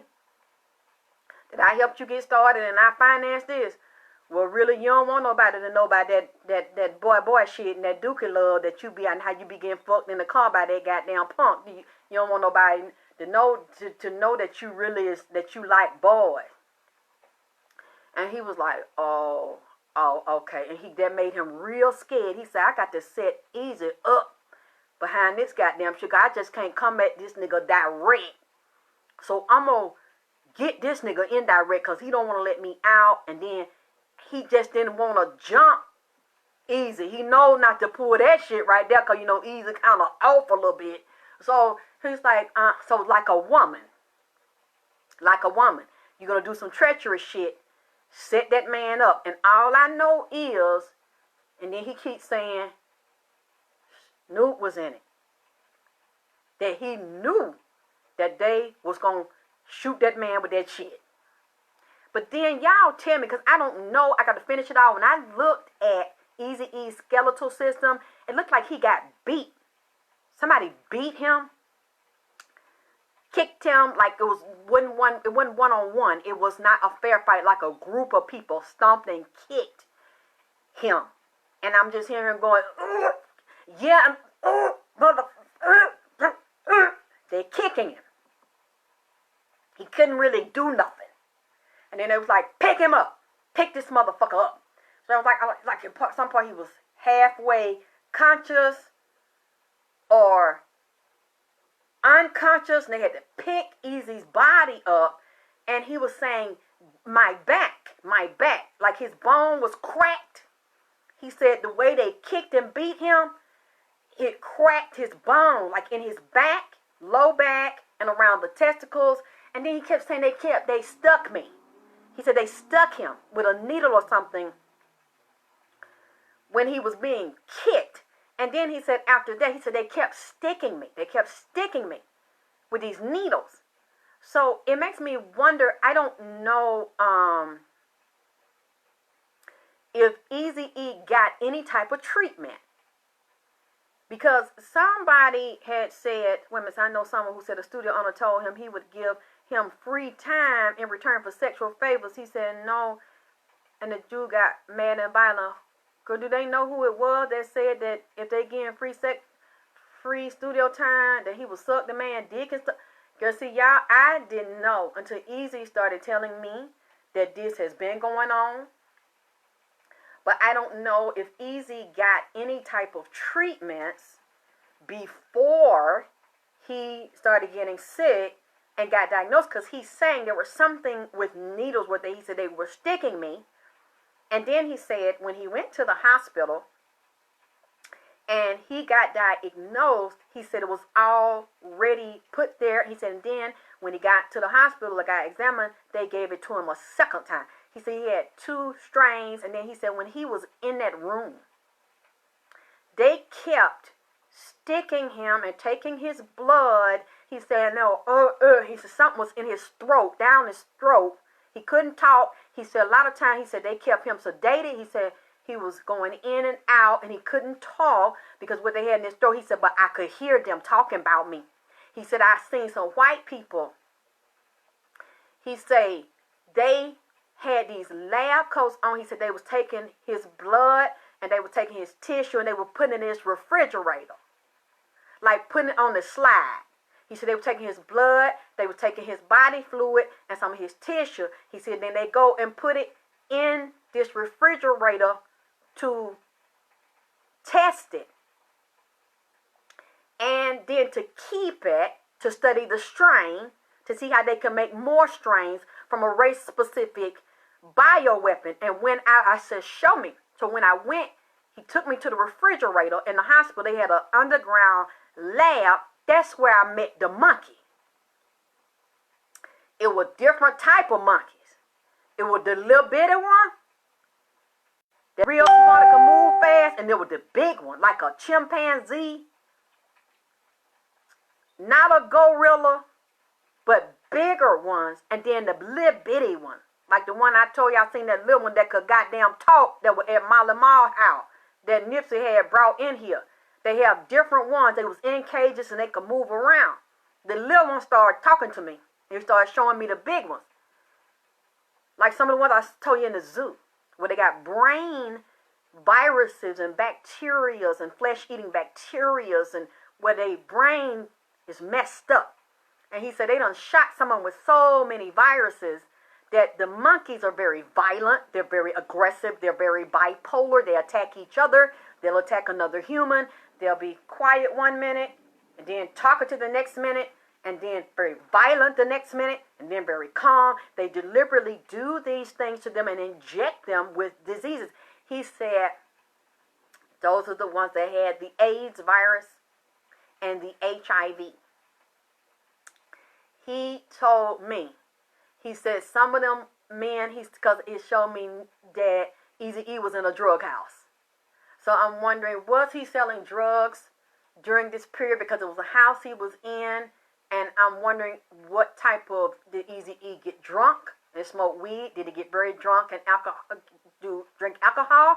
Did he smoke weed?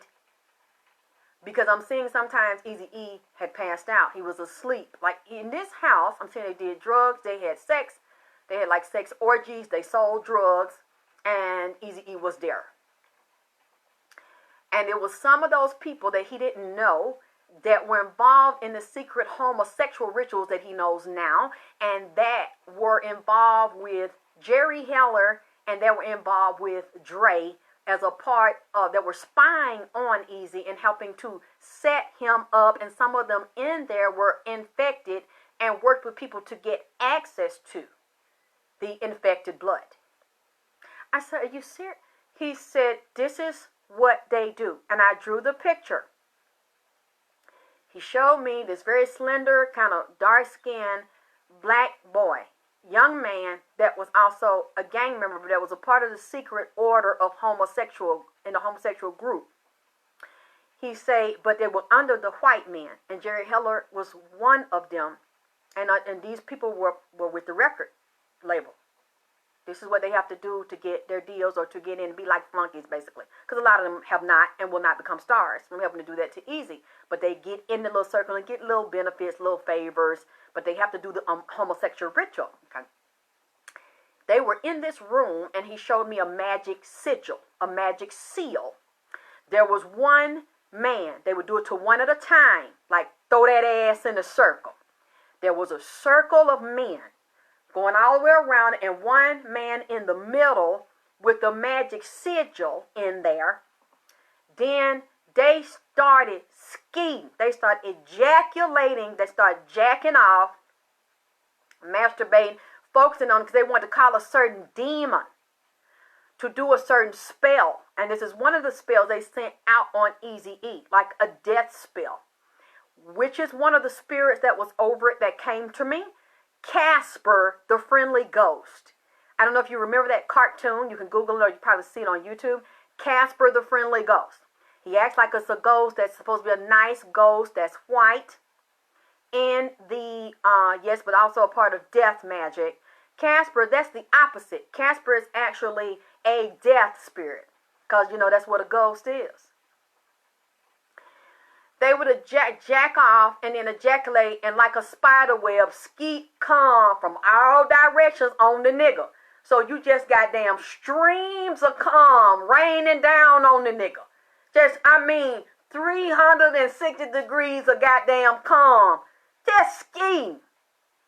The nigga naked with cum skiing. All in his hair, all in his nose, all in his mouth, skiing around. Skiing on the seal. Skiing on the magic seal. And they were calling down that particular demon to bring death spells as well as money. Oh yeah, this is what they also do. When he said Dre would go home, like after they do the sex rituals, and then he would go home and take his rage and anger out on her, like he beat her and then have sex with her because he done already got the demonic homosexual spirit on him that's backwards by taking it in his rectum, going up in her vagina, then pulling wealth and her birthright to feminine energy and success out of her pussy and out of her womb. If you listen to Michelle talk, if she's still around and talk now, Michelle ain't got good sense.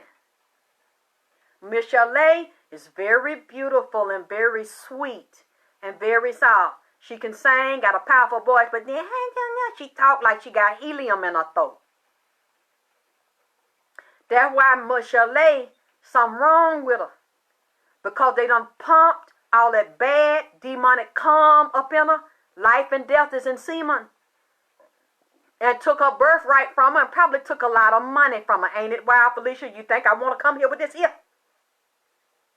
He said, after they do that to a nigga, then they get in a circle, fucks him, fuck him all in his head, fuck him all in his mouth, fuck him all in his asshole. I mean, just run dicks 90 miles an hour all in his ass. They usually don't, they like somebody, like this nigga was skinny. Took all kind of dicks yay long. I don't know, I guess he put preparation H up in that motherfucker. Or I don't know. Put some kind of goddamn numbing cream up in that bitch, cause his asshole took it. I'm talking about they fucked him down. You hear me? They put so much dick up in him. This nigga was long-winded. I'm talking about long-winded. Long-winded dick up in this motherfucker that I couldn't. I don't know how this nigga could catch his goddamn breath, man. I know I couldn't do it. Goddamn, I don't know how these niggas take all that goddamn pipe high switch up. I mean, they been in, I'm talking about they put something on it. This motherfucker was wore out and goddamn dehydrated, mouth dry, throat dry. Needed some goddamn house, damn throat lossing. Goddamn cough surge. Stretch this nigga throat out. Stretch his ass out. Niggas' hips just gave out from taking so much dick. After that, and then just fucked him down. The demon came, and this man, asshole leaking. Blood, semen, fluid out. This is what the demon wants. To get the person so wore out and old that now it come in and inhabit the person. This same man, for some reason I seen, dealt with someone, worked at a nurse. A nurse or somebody deal with medical was a part of that game. That also deal with them gay men, what they call a fag head. That like to sleep with gay men's and women's. Some women are turned on by bisexual men. Like them, watch them have sex with men and they'll still be with them. She's a nurse out there. He kept showing me, Eazy-E kept showing me a nurse was involved with this, and also the morgue, where they could get access to blood, like dead people blood and tainted blood. Or then, you know, you could just be around junkies and get it. They were around them. They knew they was giving it to them. And he was saying this type of thing was going on. And I'm just like, Eazy, you want me to repeat this here? He said, yes. I believe that I heard this in the spirit. This is what Eazy said. These type of secret sex and secret societies were going on then. He said they were going on now. He say, and when they did that, he said, and I said, well, what was this about, Eazy? What was some of them doing this to you was about? He said about contracts. He said contract agreements, disputes, and my publishing. He said, and taking from me. He said, cause he didn't want to let Dre out.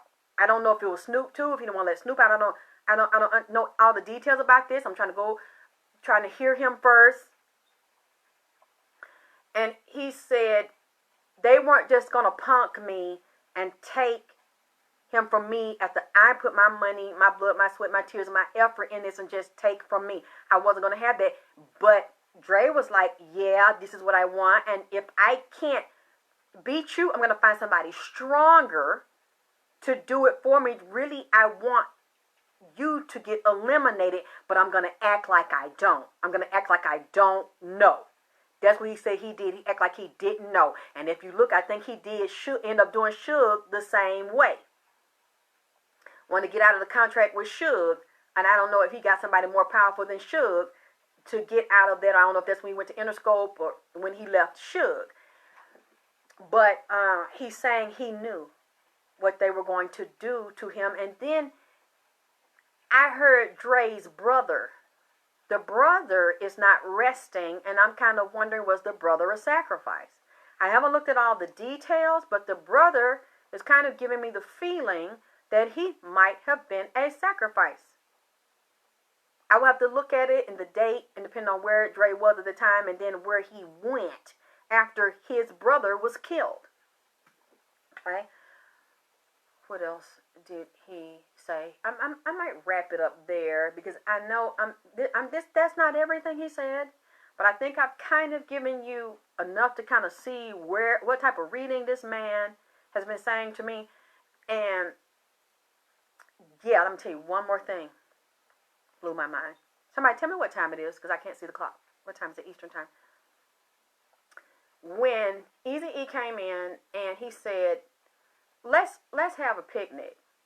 And I said, oh my God, Eazy. He said, I want you to cook something. I want you to barbecue. I said, Eazy, I have not cooked in years since my baby was little. I said, but I used to love barbecues. And so we went into a dimension oh my God, thank you, baby, 242. He said, I want you to cook some of that rosemary chicken. I said, how do you know I know how to make rosemary chicken? He said, that's what you used to cook for your little boy. And he said, I want some. And I said, okay, well, you get me the stuff. And it just popped. He said, there you go. He said, but I want you to clean and roast the whole chicken. So we were just kidding around. I said, okay, I'm going to roast the whole chicken and we're going to have some ribs and stuff. And I was in a dimension with them. And so I was washing. And I said, you want me to bake it? He said, no, it'd be too dry. I don't want you to. He said, I want to put it on the like the grill. I said, with smoker. So he had all this stuff there. We went outside in the yard. We had this fenced-in, beautiful yard. Thank you, Charlene. And I was getting ready to put I had cleaned the chicken and I had stuffed it with the rosemary and the other herbs, like got the strings, like sewed it and tied the legs and stuff together. And I was going to baste it and put it in the smoke. I'm like, oh, this is going to be really good. Eazy-E stayed in the kitchen. He said, you go out and put it. And we had the smoker in the yard. We had the benches, old school benches. The music was playing. It was a swimming pool.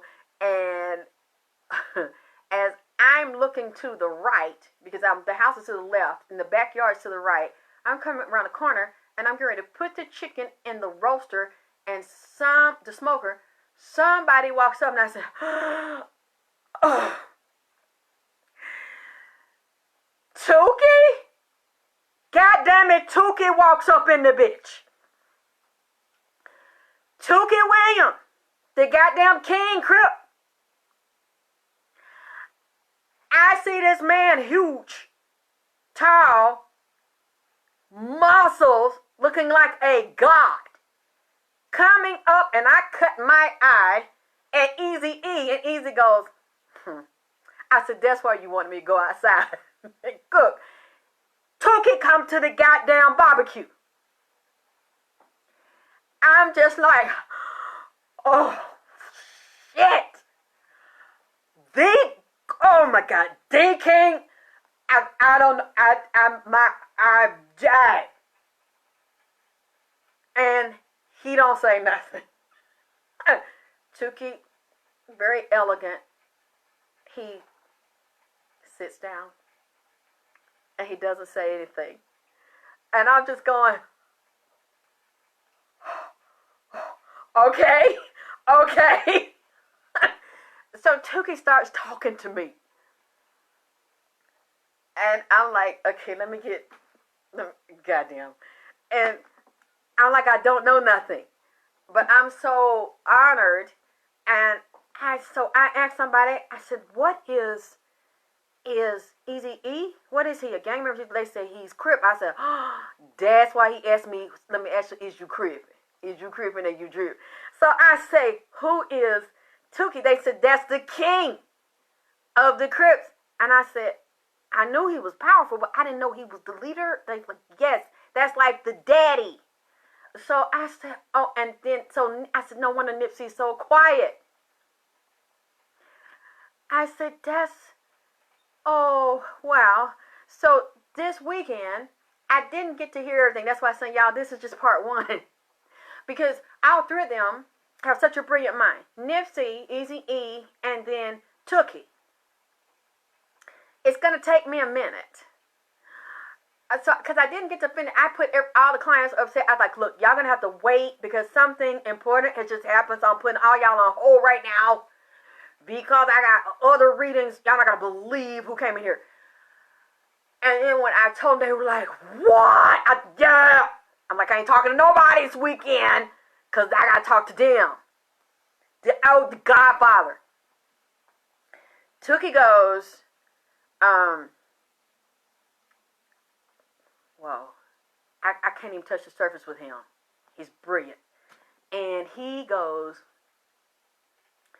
one of the reasons they weren't going to let me live, Alexis, he said, is because I wasn't with that shit that they was with. He said, I saw young men come to prison, he said, and get raped, and they couldn't handle it, and they would kill themselves.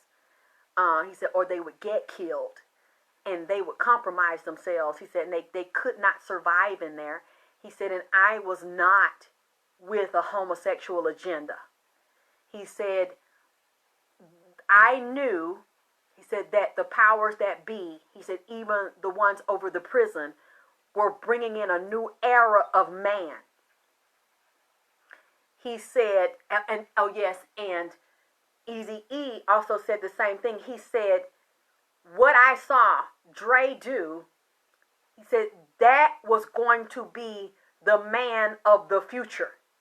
He said, he said, I knew the feminine man of the future. He said, they were going to get rid of me.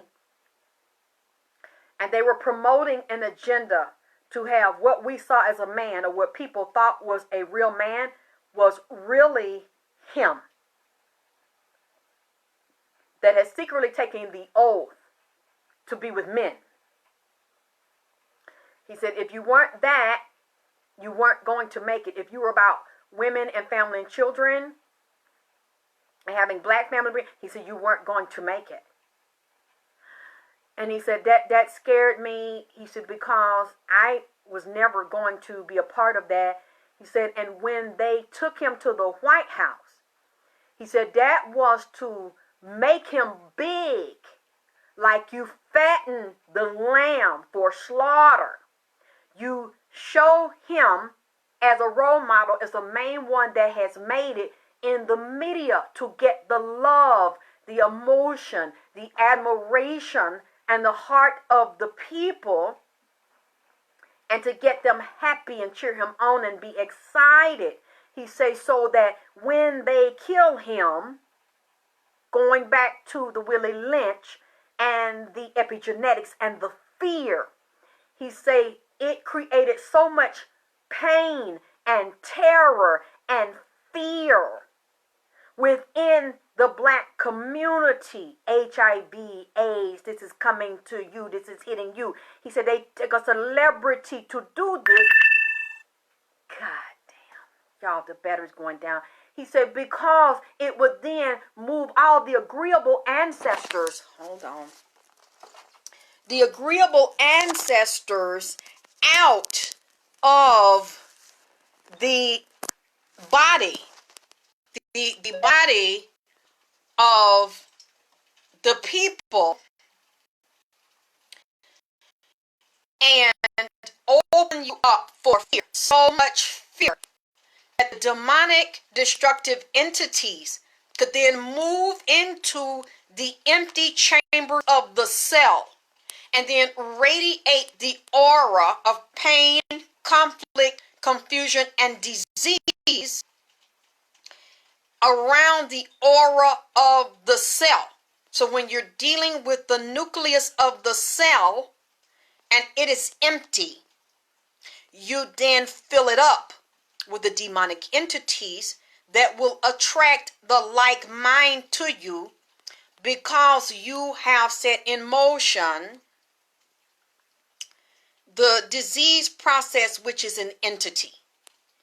The disease is first an entity that lodges in the aura of the astral body, the etheric body, the etheric anatomy and physiology. So Eazy-E would be the perfect one to talk about the coronavirus with. Why? Because he was injected 2 times. One with the shot and then up the nose. Then he keep telling me they were sticking him. So I wonder, did he get some type of acupuncture needle treatment? And he said his low back was cracked. And when they were sticking him, the energy was released to send it down into the nadis, the nerves, the central nervous system, and through his penis. Open him up. And it started to infiltrate his central nervous system that way. And like I was saying to you before, the corona also is different strains, and it's a mixture of the HIV. And he said too, when it started with the HIV, you're dealing with the polio vaccine. They said they were using the monkeys to cure hepatitis. You are dealing with sheep and bovine virus. This is a deadly strain, and then they started to mutate. Half of it is a mutation, and half of it is lab generated. And then he showed me these levels of the virus where it started to, they splice the cells. They splice the genes, in the Spanish flu. And they start to mutate it.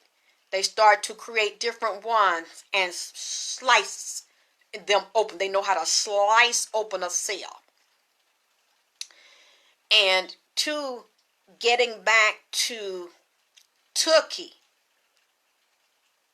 he say, man, this shit is so goddamn deep, man.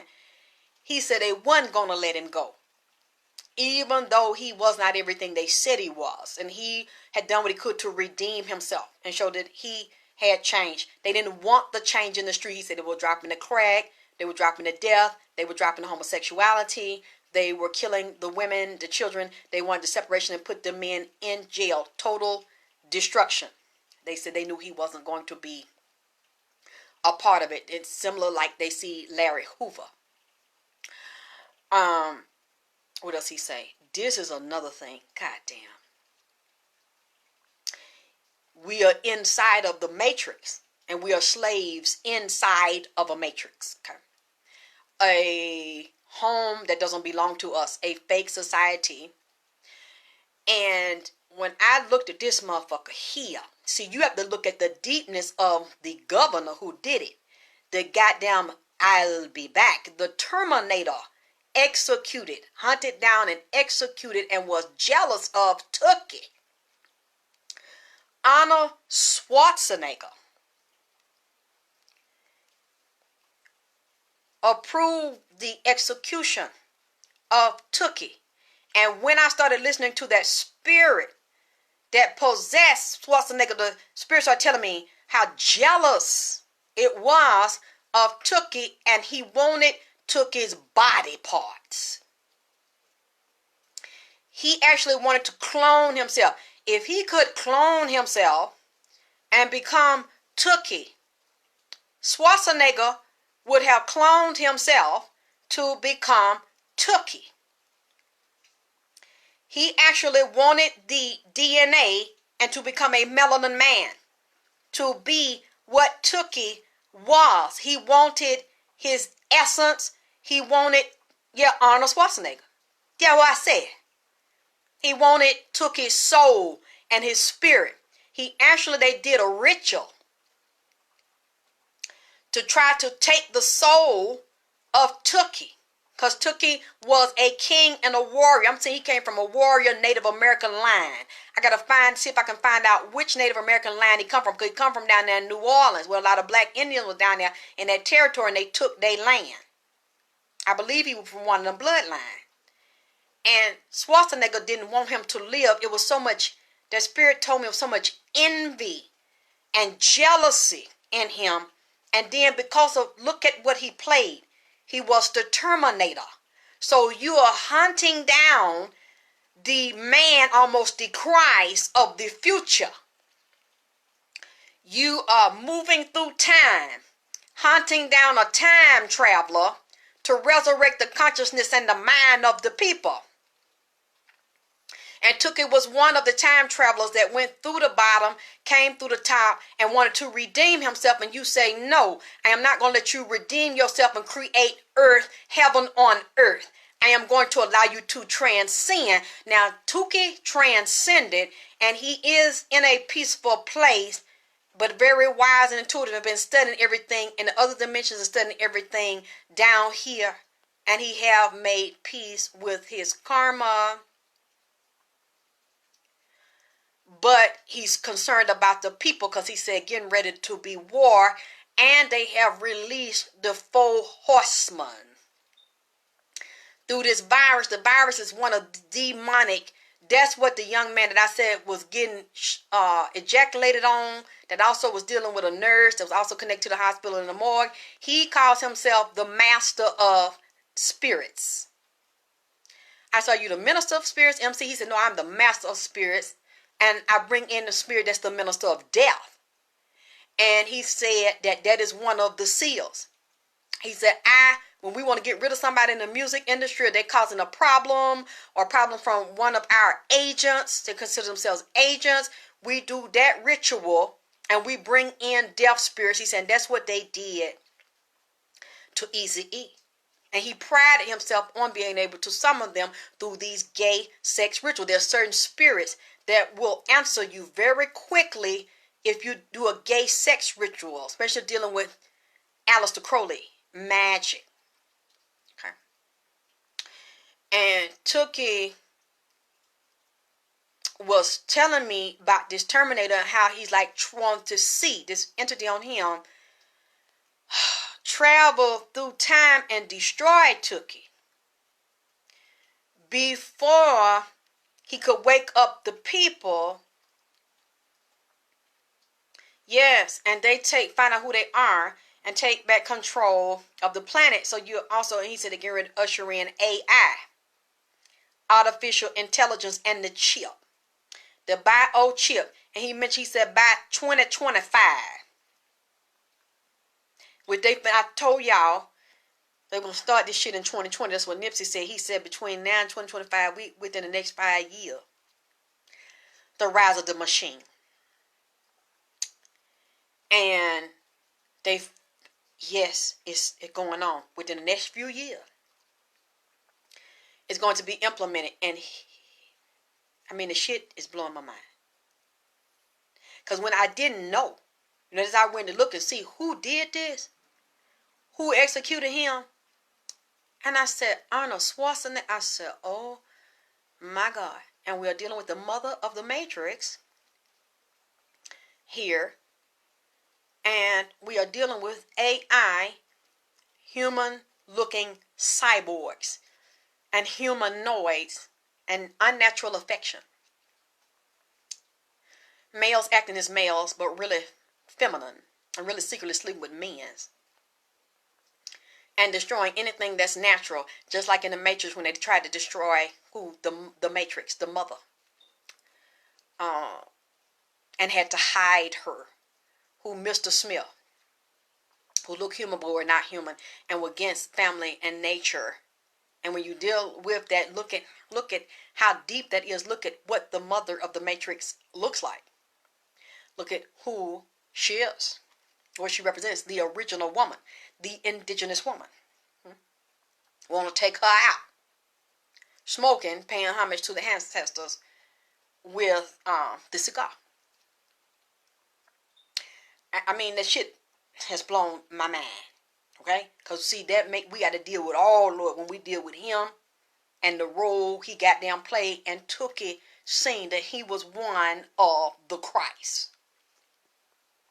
Designated to come back to the future, through the future, to resurrect the consciousness of the people and destroy the matrix. And they recognized him and said, no, we're not going to have it. And look, are you going to go along with it, Tookie? And he said, no, I'm not going to help perpetuate this. I want to change it. And they said, well, we're not going to let you stay then. And he had to accept his fate because he did not want to corrupt his people or drug them. Yeah. They said he had to go and they wouldn't give him a chance. And he had so much pain because he knew he was going to die. They weren't going to let him redeem himself because they knew his redemption would be the resurrection of his people. Man, this shit's so cold that like I said, I don't know how long it's going to take me to finish because I'm trying to do Eazy-E and I haven't even gotten to scratch the surface with Tookie because he's so brilliant and he's so magical, very powerful, and very deep. So I said, wow, I see why Nipsey has been so quiet. When he brought them here and just like the way he was like so quiet, so respectful, so humble in front of them. Like, you know, they're his elders and they're masters, master teachers. And now I see why. Because when I listen to Eazy speak, and then the little time I watched some of his movie Redemption a couple days ago, I'd never seen it. And Tookie was wise too. Yeah, they put a mastermind to rest because he didn't want. Yeah, that's what I'm saying. I see why Nipsey has been quiet. And when they said, "Oh, that's the head crip," I said, "Oh." And then it made me laugh again because of what what Eazy asked me before he types in the mesh song. Is you crip? I'm like, all day, nigga, all day. Wait, okay. Oh God. I see why. And I'm like, I don't know if he's come to anyone, but I said, oh my God, I've got to do this. I consider it such an honor to listen. So I don't know. Just give me a few days. I don't know how long it's going to take. I'm probably going to have to do this in parts because it's so deep. You're saying, I was just telling my brother this. What if these people being killed just look ordinary to us, but actually they are here to bring forth change? Yeah, and they know it. They watch the time travelers. He knew Tookie's birthday. He had divination. Y'all don't sleep on these people in power. They do divination. They do blood rituals. They get readings done. They know their birthdays. They know their path. They know ours better than we know because this science has been hidden, and it's even been hidden that they do these things and that they know these things. So now we know, and I'm trying to tell you what they're wanting me to tell you. I feel him now. His heart is so full of love, Tookie, but his heart is so full of pain because of what he saw in the past and what he sees now. And he's just like, I wish that I could open my heart and save my people. He said, be like Moses. He said, but I can't. Everybody has to help. We all have to do it together. But he's like, there's a bad time coming, and they're going back to California, and more catastrophes and natural disaster as well. He's like, our people, a lot of them being enslaved, not just in the prison system, but he said economically and in other ways, and bound by death. He's just very emotional. So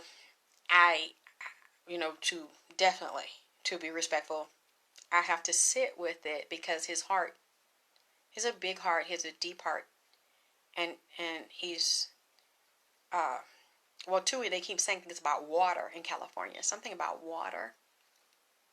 Water problems. I don't know, water storm, flood. Something happening inside of the ocean, the water.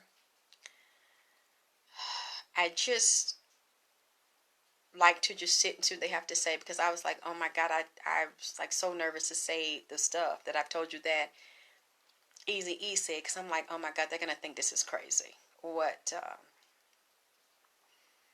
Eazy-E is saying is so wild, and I kept listening. I'm like, it says never sleep. Like, I really listen to your readings, and I do. I feel my heart already. Yeah. Well, I better go, y'all, because it's late. But I did want to share some. Well, I have to be sure, Elvis. I don't want to repeat. I have to listen. Just as you see, like a lot of stuff I told you, I remembered off my head what Easy said. But I'm probably going to read over through it the next time when I come back with part 2. That's why I just call this part 1, because they talk a lot. They're just like Nipsey. They're very intelligent. They talk. And it's clear that Eazy-E has a lot to say. And he's been wanting to say it. And I wonder why he hasn't said it. Yes, they are contaminating everything. Eazy-E must want people to start back talking about him, because there's something that needs to be said, and how he said he was stolen from, and his wife had something to do with it. And all his children are not getting what they deserve. And this deliberate. I'm just trying to be nice, because, I got in trouble when, people didn't like what I said about the baby's mamas, and he's saying the same kind of, bitch this, bitch. And I was like, easy, I done got in trouble now about talking about the other baby mama, so I'm trying not to, I don't want to go there, and say what you really said. So I'm trying to be nice about it. But he's not pleased with the wife, and that's why I saw him with the other lady. She's been with him for a few years. The one that said, you ain't getting close to him. Yes, I'm in Atlanta. So as you can see, they come down south and talk to me. So I'm very honored. Thank you, Monica, for y'all supporting me and listening to me. So, let me say one more thing before I go. Oh, really? He has a daughter that lives here. Okay.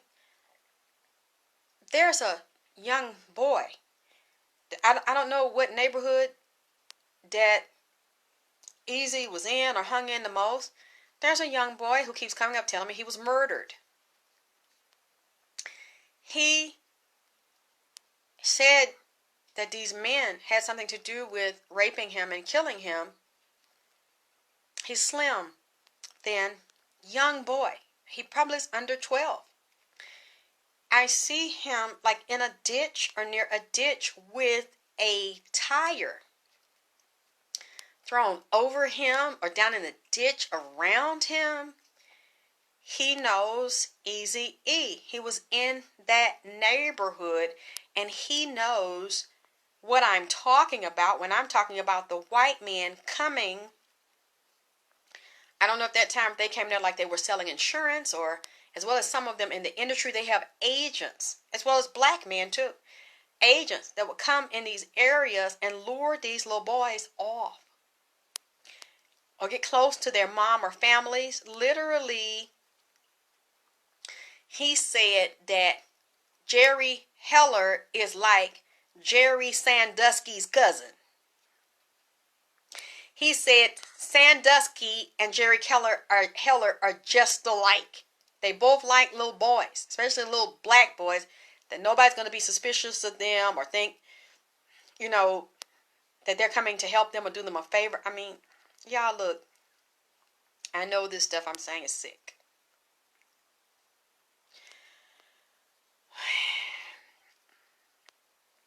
I don't like saying these things.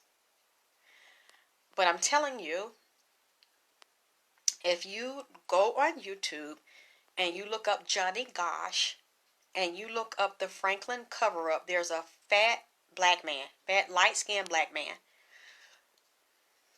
I forgot his name. He was a part of the Republican Party, and he was over a bank. It was in Omaha somewhere. He was one of the handlers that would go out and get young boys, white boys, black, whatever the Republican politicians, or even take them to the White House, whatever kind of little boy they wanted. And some of the grown men that are sick now because of what happened to them, we're talking about how they would put cucumbers up their rectum, fist some of them, murder them, give them drugs. A lot of them disappeared. Their parents didn't know what happened to them. And when they tried to tell the police, it was never investigated. They never believed them. They thought they were making it up and lying. These things really happened, y'all. And they still happen. And when he told me they were connected with the Atlanta child murders, I couldn't believe it. He says a whole network of them that stem from up there, LA, coming all the way down, New York and Atlanta, and underground. He mentioned, yeah. What is that in Washington? Is that Washington where you see the big obelisk and the long pool of water where Martin Luther King spoke? Is that Washington? The Washington Monument? That's the Egyptian obelisk that represents a penis, a phallus.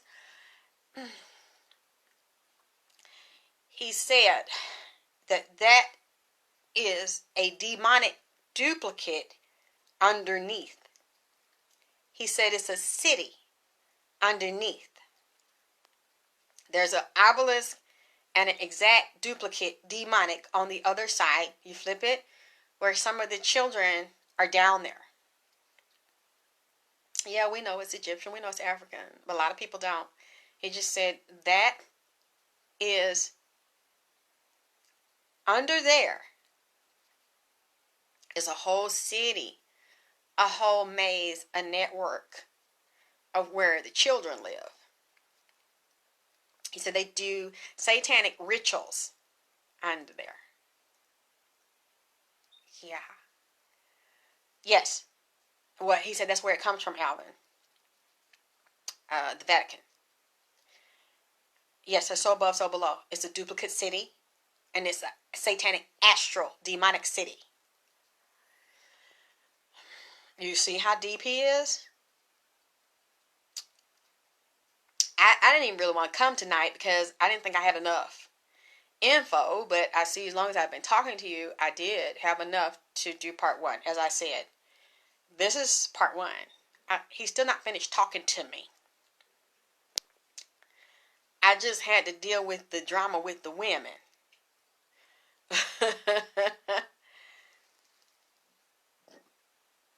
Yeah, Nipsey saw some.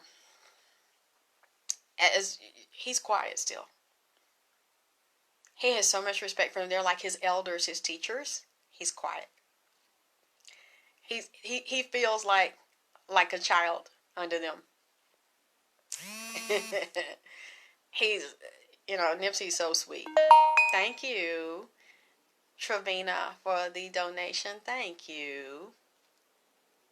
Thank you for giving. You all giving from your hearts everything you can give, and I hope you're not mad at me, the ones that gave me donations for readings. But y'all, this is so important to me that I wanted to get this out first, so that way at least you can be listening to part one and putting your comments and questions or whatever you learned.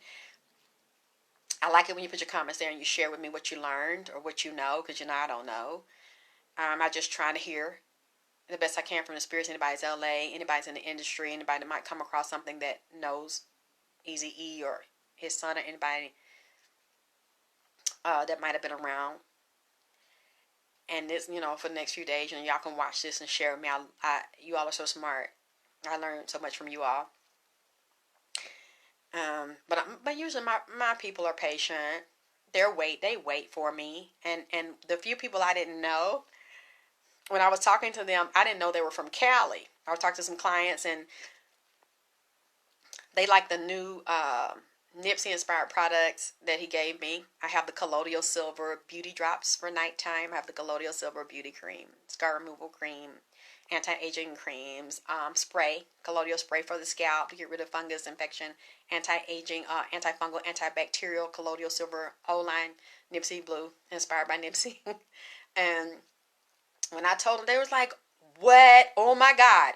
I can't wait to hear it. That's right, Cali. I said, you're from Cali? They're like, yeah. Oh my God. I want to hear it. I want to hear it. Thank you, Lydia. I was like, I didn't know. So many people I talked to and that watch are from Cali. So when I said Eazy and I said Tukey, they're like, what? I said, girl, I am floored right now. I'm like, I ain't doing nothing. I'm putting all of this aside, and I just started watching what I could about Tukey and listen to his interviews on YouTube. He's such a soothing voice. And I was like, oh my God, what a beautiful man. I mean, the body, not just his body, but like a fucking lion. Like the presence. When he walked, his energy and everything was like a lion. And I was just so grateful. I was sitting in front of my computer and I think, thank you, T. I hope I didn't offend you all too much with the graphicness, but I just repeated what I think I heard Eazy-E say and some of the things that Tukey said. And he's like, it tore me up because he said he saw young boys be destroyed in prison. He said, I would try to talk some of them out of it. I hope I'm hearing it right. He's like, of not killing themselves or not giving up, not going into that gang lifestyle, not going to the homosexual lifestyle. And he said a lot of them wouldn't listen. He knew a lot of them wasn't going to make it. And it tore him up. It's still tearing him up inside. So, said Boys. That's right, Boys Town. Thank you, Boys Town in Nebraska. Yes, that's where they got the kids from the White House parties. That Eazy-E said that's not the only place, baby.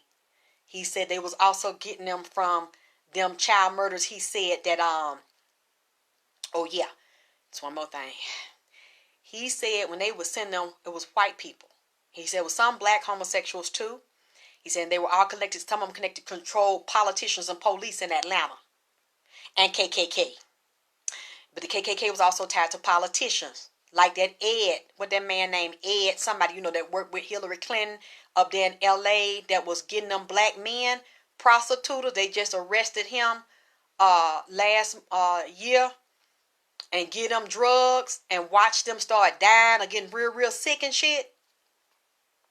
Some of them was down here, he say, because when you look at the Zodiac killer, he admitted to killing some of the boys from the Atlanta child murders, take them, rape them, and then once he rape them and choke them, hit them on the left side of their head and left side of their body to represent the dark side, the satanic side. He was a Satanist. And then pose them. Lead them. He would have somebody in the black community help him lure the boys out. And they never associated it with a white man or the KKK. And Eazy was saying that they had some like white people in certain neighborhoods that were a part of the satanic sects that would kidnap some of the black boys, bring them in the house, put them like in a circle, cast a pentagram, call the satanic spirits to consume and to get power, and kill them. And when they would kill them, he said they would take some of their organs and they would actually pose them, like let them sit. And then he said one of the main things that they wanted was the testicles, the foreskin of their penis, and the blood from their penis, and the glands in the brain to make that adrenochrome and the elixirs, like the pineal, the pituitary, out their brain in pieces of the brain. They wanted their thymus, thyroid. He said because they were actually learning to make race-specific bioweapons with that too, and to make cures for themselves. That what he say. And he let me see some of the boys. They were under 10. Some of them were under 10. Some of them under 12. Really? Because I remember when I was a little girl and this was happening. They really said it wasn't true, or they wouldn't put it out in the pineal and the pituitary. They were taking pituitary too. And the testicles, which are glands. They might have been taking their prostate, but they also wanted that if they weren't circumcised, taking the foreskin and the blood in it because it's very rich and healing cells and nutrients. What else yeah, then he's saying dumping. Some of them they would dump in the water. He say, but they didn't dump all them boys in the water. They would keep them and take their bone, like grind it, take their skin, make shoes and pocketbooks and magic talismans out their skin. Use the melanin-rich organs in the blood. They love the blood, the melanin-rich blood, the livers, the organs. Keep them, too, like souvenirs. Yes, they like to drink the blood. Thank you, Can. They love you, too. And then said dump them. The ones they didn't keep, dump them in the water. So that when, that's basically where the police was finding them, down here in the water, trying to get rid of all the evidence. And he's telling me this shit. And I remember when I was little, when this was going on, and we heard it down here, we were hearing it in the street, that they really wasn't doing it to a lot of girls or grown men, because a lot of grown men were prostitute messing with them anyway. They wanted the pureness of and the rituals of the children, because Satan wants the children. They didn't say it happened to all of the boys, but we were hearing it in the street. Word on the street down here, they was finding them. Some of them had their whole dick cut off, nuts, like from the nuts, dick found in the mouth, or a lot of the dicks was missing. And that's when Eazy just was telling me the past couple of days, he said they did do it. Or they would take the main parts I mentioned. That's what they want. I said, so Wayne William didn't do all this? He said, no. I mean, right out the gate, he started giving me that shit. He said, I know. He said, I know how you is. I know how your mind is. I know what you like. He said, Nixon and White House. I said, what? He said, remember that street? He said, Atlanta Child. I said, hold on, let me get my goddamn pen. And just start running it down. I said, damn, E. I said, you own it, ain't you? Anyway, let me go, child. I ain't ate nothing. I've been trying to talk to him. And like I said, he got these damn women's mind messed up. Even on the other goddamn side. So I'm trying to figure out how to still get the info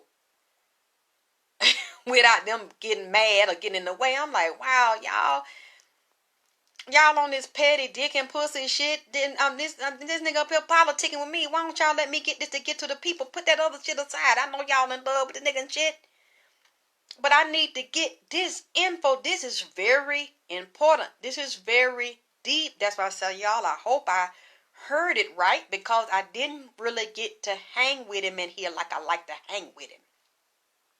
The man in the white van stories. Child.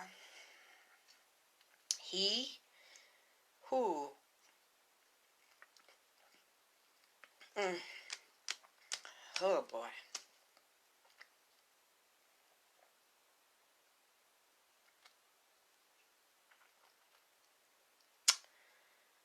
Whew. I don't know what to say. I just hope that I got this correct, because I don't like what I said. It's pretty inflammatory what I said. Especially talking about niggas taking foot longs and all. And then he said, you don't know. I said, well, what about he got married and sleeping with women and got children? He said that's a part of pretenses, or he might like women sometimes, but ultimately that's you need a woman. You need a certain type of woman, even if it's a gay man or closet gay man or bisexual, to feed on their energy to bring wealth. He don't want to present as a gay man. He don't want to live as a gay man. And he knew, he say, if you look at anybody around him, his brother or his son that they said had a heroin overdose, he say, when you look at him and anybody around him, that's a part of the sacrifice. After a certain amount of years, you got to re-up. He said, because a person like him, he said, he'll sell his soul. He'll do anything. He said, just like he was up there in the studio with Pac. He said, and even Pac had came in for a few minutes and said the shit. He said, sometime I was up in the studio with him. He said, then he started getting restless, like moving around or getting agitated, or like he wanted to get high or drink something or to get in the mood. He said, then he started like throwing his ass around or shifting his ass around. Then especially it'd be different niggas around, so he'll start acting, kind of frisky, like he trying to roughhouse or play, or want to play with niggas and kid with niggas and crack jokes and shit and ha and lean up on a nigga. He said, and really, what that is, he started like want to like pull his ass out or expose his asshole. Says when certain men come around, said the nigga start getting excited and giddy and giggling and start joking and like switching his ass around. And I was like, Pop, you dirty as hell, Pop. He told me, man, I'm serious. He started like switching around and want to do all kind of horseplay and like he was fidgety and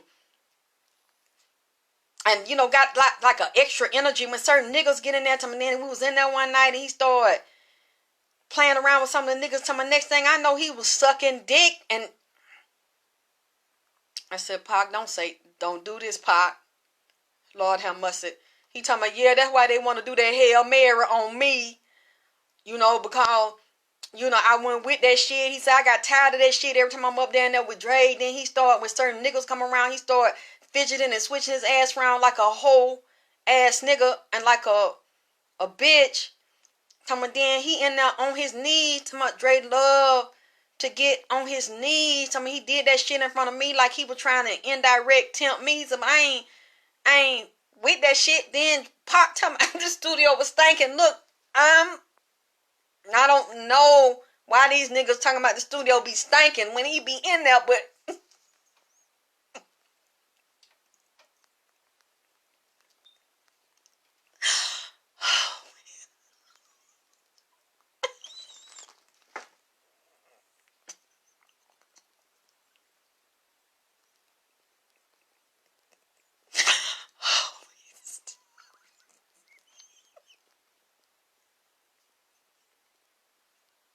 Pop told me he had to go outside because he's gonna tie that shit.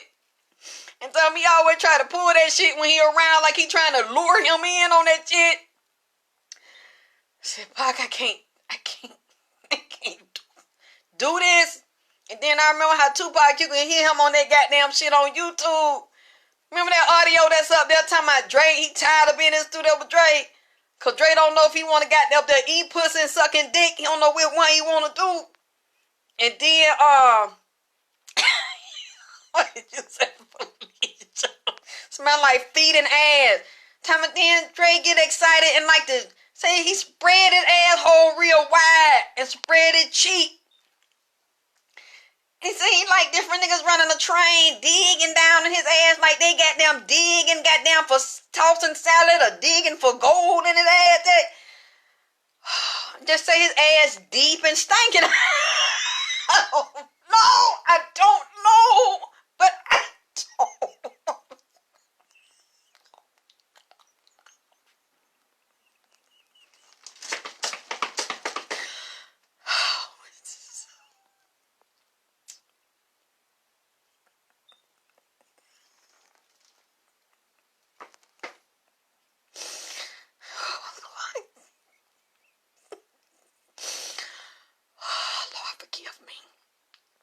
Please don't let me go to hell tonight in my sleep. I know, what I'm saying, I already got enough goddamn bitches want to do something to me.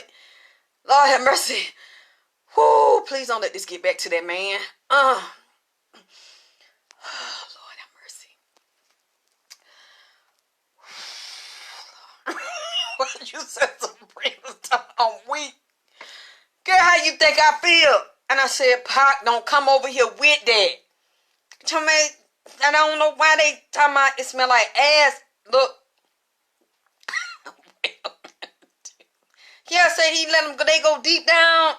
And he told me I had to leave because he said I don't want to be a part of that, and I don't want nobody to think that I'm a part of it. He told me how he just get down doggy style and toot his ass up. So he like to spread. What you say, Boogie? Look, I'm trying to stop. I'm getting dizzy like I'm about to fall out this chair. I'm weak. Oh, Lordy. I'm listening. I said, Pac, don't do this. He backing up what Eazy-E saying. And, man, look, y'all see what I have to go through? Oh. He was mad, and Pac went downstairs with cussing, started smoking. I'm tired of this shit. I don't want to work with him no more. And see, New was just kind of neutral, like, well, you know, shit, I don't want to get on him, you know what I'm saying? Because I wonder about that, but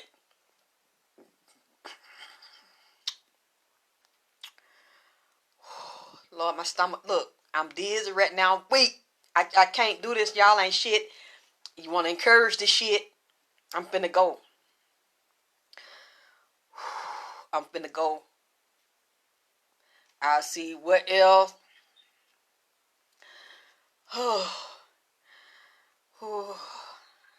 Hope it ain't no more of this bullshit, because this shit was hard to write and hard to repeat. I said, what? I said, oh man, you want me to tell them that man went in the studio with that ad and leaking? He said, yeah. Yeah, I said, I wonder, did you say this to somebody else, Easy? Or is you messy as fuck, and you know I'm messy and I got a messy crew. So you know I was messy enough to say this shit. That's why you did that. Talking about it. I want to ask you, is you crippin'? He messy. He messy.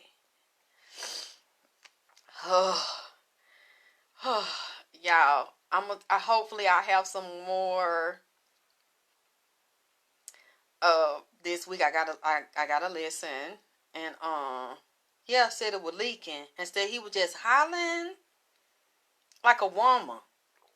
Just moaning. Said he take pride in that, feel like he could show out and outdo a woman. Take it in the front and the back like a champ. Be throwing it back. I'm talking about whining his ass and throwing it back like a bitch. Pumping and grinding like a slow jam.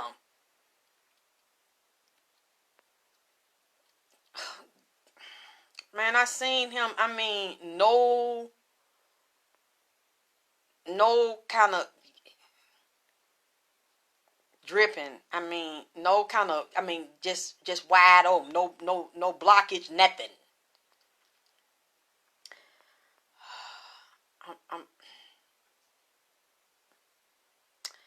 Y'all, thank y'all for watching this edition of AKT Celebrity Reads, part 1 of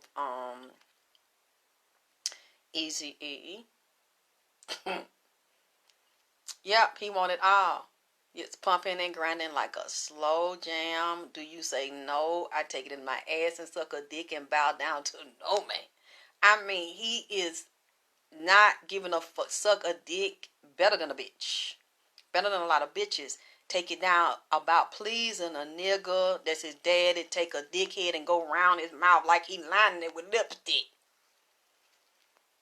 Just loving it. Just let them skeet all on their chin. That. Okay, Lord forgive me. Look, I don't like to say that. I mean a pro. And see, that's what you don't know, because they secretly, okay, one more thing. I'm going now. Said that some of these men resented, let's say if you're a woman and you might, a man in that group or even in that gang or in that industry don't like you, and you get in an argument or something, or they think you better than them, or you think you cute or whatever, it's like, oh, I get that bitch. I'll fuck her nigga behind her back and infect him.